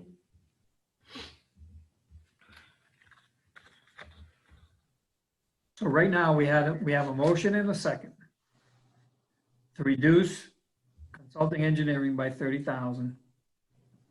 And then we reduced road sidewalks resurfacing by 250,000, correct? No, 350 it should No, be. we were at 250. Motion was We were at 250. The number was going to be 350. We were reducing it by 250. That's the motion that's out there right now. Okay. Made by that was the amended motion by Mrs. Wency, seconded by you, was to reduce that 250,000. Town clerk shaking her head, Mr. President. I don't know if you can see her. never seconded it. Oh, nobody ever seconded it? No, Mr. Zelinski lowered it to 350,000. Okay. And then when she went to seconded it, that's when she asked the administrator his opinion. She never actually seconded it. Okay. So We there's have a motion. We there's a understand. motion then to amend that, the number that we already had with the 30,000 reduction to reduce the road resurfacing by 250. Is there, That's correct. That is the current motion on the table right now. right, is there a second to amend the motion to reflect a reduction Well, she would have to from second. 100 to 250? I would like to second that, but I would like to reduce it by 350, so we are at 250,000. Okay, you can only second his motion. I know. Then on the discussion, we can reduce it All right, if you want. discussion. She could withdraw her second. And it can die for lack of second. I was gonna say that you can just withdraw your second and. So I make the withdraw motion my to second. deny. Okay. So the amended motion by Mrs. Zelinski dies for lack of a second. Is there another motion that somebody would like to make? I would like to make a motion to reduce the consulting and engineering. That motion's already been made. All right, that one's made. All right, so. That's already made and approved, unless you want to add to it. No. It's already been made and approved. No motion's been approved. No motion's been approved. Died. It died. Lack of The second. whole thing died. The Dead. whole thing died. We're starting afresh. Yeah. Okay, so I would like to make a motion to reduce the consulting and engineering by $20,000, so it is $35,000. And I would like to reduce the road, sidewalks, repairs and resurfacing by $350,000, so it would be $250,000. I second that, Mr. President. A motion by Mrs. Bonioli, seconded by Mr. Zelinski. So the total for the highway department would be $1,304,487. Correct, Mr. Jesus? Mr. President. Correct. We're eliminating $370,000. Mr. President, point of order. Mr. President, Go ahead. again, you kind of, I could be mistaken here, but it seems to be the other, it's being made backwards. There needs to be a main motion on the budget and then the amendments and then a motion, the main motion as amended. What I'm hearing now is there's two amendments, so there's still going to need to be a main motion after that. That's fine if you want to do it the way it is now, but that doesn't approve the whole budget. That just approves those two amendments. Right, that's what I was saying, that there was already a motion that was made out there to reduce the engineering No. by 30. What I'm saying is, if you approve Councilwoman Bottomoli's motion, all you've done is made two changes, Not the whole motion, not the the whole. bottom line. Right, You'll have to make a third motion after that. okay. All right, I understand. Because usually it's the main motion. We've got the motion in a second, motion by Mrs. Bonioli, second by Mrs. Zelinski to reduce that by $370,000. All those in favor? We can take a roll call. I'm sorry, roll call vote, I'm sorry. Mrs. Bottomoli? Yes. Mrs. O'Hara? Yes. Mr. Ogier? No. Mr. Zelinski? No. Mr. Vadney? Yes. Now we need a motion that the amendment is passed for the highway department for a new number of $1,304,480. There a motion to approve a highway department budget of that number. I just didn't want to. $1,304,487. So moved. Motion by Mrs. Bottomoli. Is there a second? I'll second for the discussion. Any discussion? So, Mr. President, I have a question. Go ahead, on the Mr. discussion. Ogier. So it sounds like the direction we're going is towards putting 1 million into the contingency, unless I'm way off basis. So if that's the direction that the council, I know we tabled it, but we just made a move that will essentially put us into that position. And I know there's a lot still to discuss, but I guess we're basing these decisions based on unknowns, right? State could fund this, couldn't. And I don't necessarily disagree 100% with Gary, but I get a little worry of not knowing where money's going to be able to then track back to. You're going to be talking about a change in administrations. You're going to be talking about a lot of moving pieces next year on top of an uncertainty with COVID. And who knows when we ever hear back from the feds or anything. So if we're going to be putting such a large chunk into contingency, I guess I would feel better knowing about a detailed plan as to where that money is going to go and how do we communicate that? Because otherwise it just looks like we're banking $1 million when I know we're not, but the average person is just going to see we put $1 million into contingency and they're not going to listen to anything else. Well, you can put that money in identify it by line item. But that's why I just wanted to know. That's So what, we can do that, but right now, we're just making cuts. We haven't actually moved it to contingency. No, I know. In anticipation to do that, we haven't moved it yet, but if that was the case that we did that, then say just for round numbers, we put $1 million in there, we could show that 350 of that is road resurfacing. You know what I mean? yeah, no, that's why I was saying, I'd rather. It's the fund restoration, so we can show where the numbers are gonna go, where they are, and that becomes, your budget is your spending plan. And so that's where if in fact the numbers come due, then you know where to steer them back into to backfill in the budget. Who's ever sitting here. I mean, we have to recognize that even if we put together $1 million for a contingency, and this, if by some change, you know, Councilman Olsey, you say, suppose the state or the federal government doesn't do anything till months into the year. Well, we're in a circumstance where we're going to have to set a levy. We're going to have to send out tax bills. We have a pretty comfortable cash position that gives us some latitude to get through this that other communities don't have. Many do, but not all. And we can get through a number of weeks, probably a couple of months, but ultimately we're going to have to send out tax bills and checks are going to have to come in. So what happens in November or December is immaterial. It's a matter of what happens in July and early August, that we need to be able to optimize our chance of being able to adjust to what is done in that time period, that near time period. November is done. I mean, this thing will be, regardless of what the feds do at that point, we've sent out the bills and, you know, we've made our levy. The other piece is that, you know, if we don't put aside some money, whatever amount of money it is in the wisdom of the council, and the state does cut our aid to education by $1.5 million, what do we do then?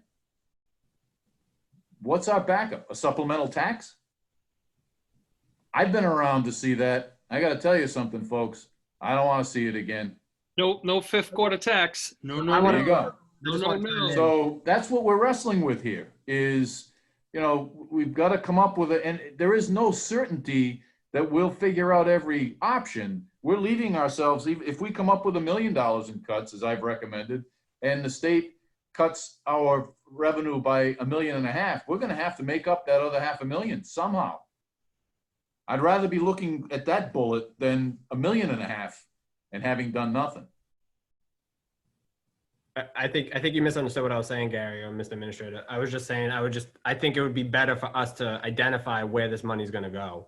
I'm not disagreeing that necessarily we're essentially setting a budget, as we just discussed, without the state setting a budget. And where they have the ability to continue to operate off their past budget, I agree we don't. And I am not saying that we're going to delay anything with the levy. I know we're bound to certain things. I'm just saying when the average person picks up their newspaper, they're going to see $1 million or $1.5 million into contingency. They're going to want to know where we just banked that money. So I think it would be prudent for us to say, this is the plan to how we're going to spend that money over the next year. I'm not disagreeing, and no one's advocating for any type of additional tax pay. It's just what plan is, where's the money going to go? And you've alluded to it, but I think it would be better if we can actually spell that out to at least a fair degree, not knowing it's going to be 100% in some areas. That's up to you folks and how you set the contingency. That's all I was saying. Mr. President, Mr. Zelinski.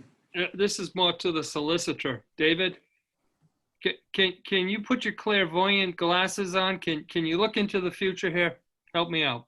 Sure. If we levy taxes to cover $1 million in the contingency, rainy day, whatever we want to call it, we're putting it aside. Hopefully it's earmarked, like Councilman Ozier said, it's going to go here, here, or here. We levy those taxes, and there's two things that I'm not sure of. If the federal government or the state comes through with some type of relief packages for us, I'm concerned that they will say, well, you have $1 million in contingency. You really don't. You've already levied taxes on your residents. I don't know that would happen. So if we did, the second one, if we were to really receive some relief by the federal government or by the state government, what now? We've levied our folks. You know, we've already passed taxes with a 13, almost 12 to 14% unemployment in North Smithfield. I'm concerned. We all are. Without doubt, we're all concerned. I understand contingency. Certainly we need contingency, but we don't know what the state's going to do. Can they say to us, oh, you have money. You're also, we don't have to give you as much money. I don't know what their parameters are going to be in order to look at this. We don't know what they're going to do with the school department. All makes a ton of sense. We got to take care of the educational component as well. I don't know. I'm a little confused not knowing what the state's going to do for us. I can give you two points. One, whatever state aid cut is made based upon our statutory fair share, if it gets reimbursed, the fact that we have made cuts in anticipation of not receiving that is not going to hurt us because it's statutorily mandated that we get that certain share. So I'm not worried about that. I mean, the question is, are they going to restore it? And that's what led to the contingency question that's being proposed here. I mean, you could make these cuts and not levy the taxes, but if you don't get the money, then you're going to have to do a supplemental tax.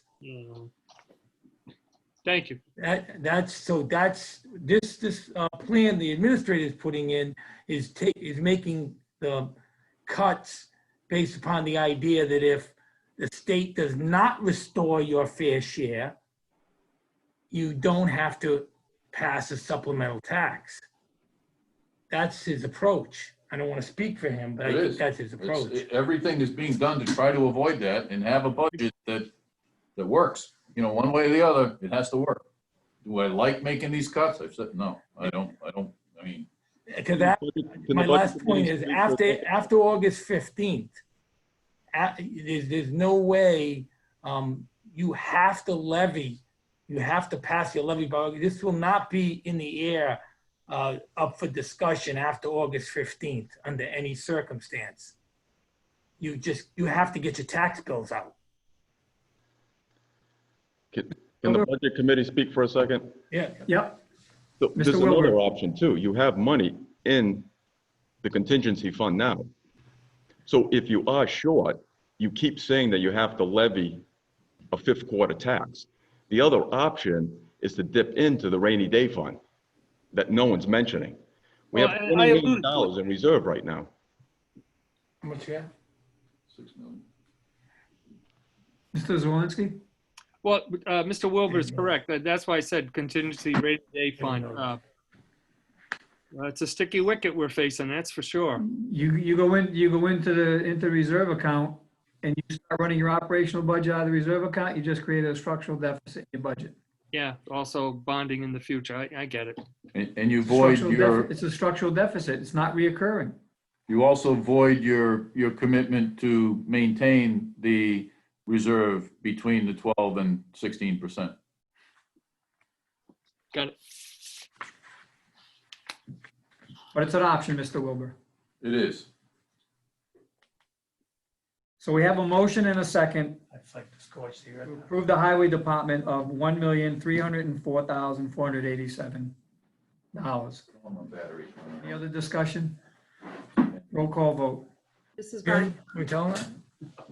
Yes. Mrs. O'Hara? Yes. Mr. Rozier? Yeah, I didn't, Yes. I didn't know how much. I'm sorry, was that a yes? Yes. Mr. Zelinski? Yes. Mr. Vadney, Yes. It's not gonna get easier, folks. Page 10. Mr. President, can I ask a question? With all of this going on and we're talking about that the state, until they get together and we hear something, for a future meeting, say the end of July, can a review of that be done with us? Can we plan a meeting to do that? To change our budget to based on if the state passes their budget? Well, not to change our budget, but then to look at what, if we're putting it in the contingency, what changes would be made. Do you know what I'm saying? Based on what the administrator said earlier, we have that opportunity because he has the latitude, because we're in that. Right, that he can That the extend. governor declared and that he declared. We have some latitude in issuing the levy and the tax bills and stuff. And so we can make an adjustment Okay. similar to what they did 2 years ago. Mhm. Motor vehicle tax got held up Right. at the State House. And this is kind of in the same, not in the same vein, but it's in the same context where state hasn't set a budget yet. But we need a budget, and we have the opportunity potentially to go back and look at things before it's all finalized until August 15th. Okay. All right, I would just like that we commit to setting a meeting for that. Let's finish the ones we've got. Oh, yeah. Page 10, Parks and Recreation. $201,672. Is there a motion to approve Parks and Rec? $201,672. Motion by Mrs. O'Hara. Is there a second? Second. Second by Mrs. Zelinski. Discussion, Mrs. Bonioli. All right, so we have a special events program that we're putting 21.5 in. Or a recommendation. Is that related to the Sesquican Centennial, Mr. Zowski? That's Well, what I'm wondering. The boost in the $10,000 increase is a focus on the sesquicentennial program, yes. The balance is the annual, activities. Okay. Because now we have a Parks and Rec coordinator, we have more activities going on. We're trying to, obviously. Hoping. Well, yeah, this is, Yeah. put a damper on everything. Any other discussion? Roll call vote. Mrs. Barney, Yes. Mrs. O'Hara? Yes. Mr. Rozier? Yes. Mr. Zelinski? Yes. Mr. Vadney, Yes. Next is the tree warden in the amount of $51,730. There a motion to approve the tree warden in the amount of $51,730. 63%. So moved. Motion by Mrs. Bonioli. Is there a second? A second discussion. Second by Mrs. O'Hara and Mr. Zelinski for discussion. Mr. Zelinski. Would someone explain how the tree warden went from 41,730 to 51,730? It's a $20,000 bump over 2020. I can see that there was a 10,000 increase for 2021. And then the budget committee, gentlemen, would you mind explaining why you would recommend it 51,730? All the trees around. That's not even a salary, that's a tree removal. Can you unmute them, Lillian? What's it? Tell me. Question of the budget committee. Here we go. That was, Ray gave us that number. That was for more tree removal. Right. I think Stanley moved out of town and we were afraid that we weren't going to get, he cuts a lot of trees for free in previous years. Yeah. And now that he's out of town, we were afraid that he wasn't going to be able to do that anymore. It was Mr. cutting President, yeah. may I please, this is a circumstance of the continuing challenge that we have with the impact to oak trees by the gypsy moth infestation of a few years ago. If you saw my newsletter this week, we have a cooperative effort ongoing this week with National Grid, where the National Grid is providing 2 bucket trucks on their dime as we clean up the downed wood with DPW equipment and personnel. My guess is that based on what we've done in other circumstances, the value of that is probably something north of $30,000. If we get it all, if those 40 trees all come down and we get the wood taken care of. That's just one street. That's one portion of Woonsocket Hill Road. We have, and the reason for that is that Woonsocket Hill Road has been, the wind blows and the power goes out. We had a power outage last night on Follett Street. Again, we had a power outage on Old Smithfield Road. These trees around town are going to have to be dealt with, whether we do it up front and in advance of power outages, or when the wind blows and the power is out. This is my advocacy that we need to build this budget up, because these trees are coming down one way or the other. They're either going to fall down on us or we're going to get out and take them down. We could probably triple this budget and not accomplish everything that we need to accomplish across the town. Fair enough. I just wanted an explanation. With hurricane season, we're in it, so it makes sense. Thank you. You're welcome. Any other discussion? We have a motion and a second. Roll call vote. Mrs. Barnamoli? Yes. Mrs. O'Hara? Yes. Mr. Ogier? Yes. Mr. Zelinski? Yes. Mr. Vadney? Yes. Streetlights, $142,000. There a motion to approve streetlights in the amount of $142,000.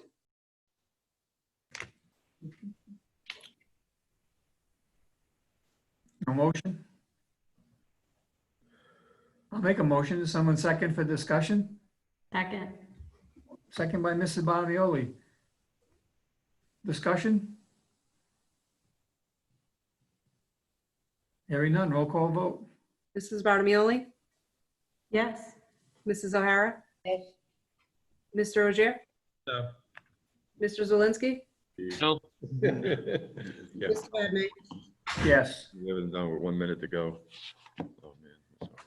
I think that's where we're gonna stop, because I'm not, the next item is gonna generate a lot of discussion. I know it is. I got that service. Bonding is gonna, we've got all this stuff coming up, and I don't wanna get started with a minute to go. That unless the council want, I put it out there, you don't have to follow me, but I just put it out there that you don't wanna be doing this at 11 o'clock at night when you're dead tired. I agree. I agreed up front when you said it, Mr. President. I second the agree. We're looking for a motion to continue, Mr. President. We don't need a motion to continue. Motion to adjourn. Because we have a posted meeting tomorrow night. Question. Are we Zooming from our homes? Yeah. I guess it's gonna be, you wanna come here. Otherwise, We can come here and scatter, but yeah, my grand experiment didn't work. I apologize for that. I don't know. It was a good I try. thought it was gonna. We ran a test last week with Cynthia and Tom, and Lillian was at home, and we thought we found the glitch and we thought we corrected it. But tonight when we were sitting there before most of you showed up, we found out that we didn't solve the glitch. So, Mr. President, if you'll be sitting at home in the comfortable chair, and it's any consolation to you, while I admire your determination to push through it, from what I could hear on the telephone today and the league conversation, no other community's been able to solve it either. When we have the streaming system up in the council chamber, we'll be able to manage both a Zoom meeting as well as people, I think. We need a motion. is there a motion to adjourn? Motion to adjourn. Motion by Mrs. O'Hara and Mrs. Walensky. Roll call vote. I do. Barnamoli? Yes. Mrs. O'Hara? Yes. Mr. Rozier? Yes. Mr. Zelinski? Yes. Mr. Vadney, Yes. Thank you. Right on. Tomorrow- Adieu, or demain. tomorrow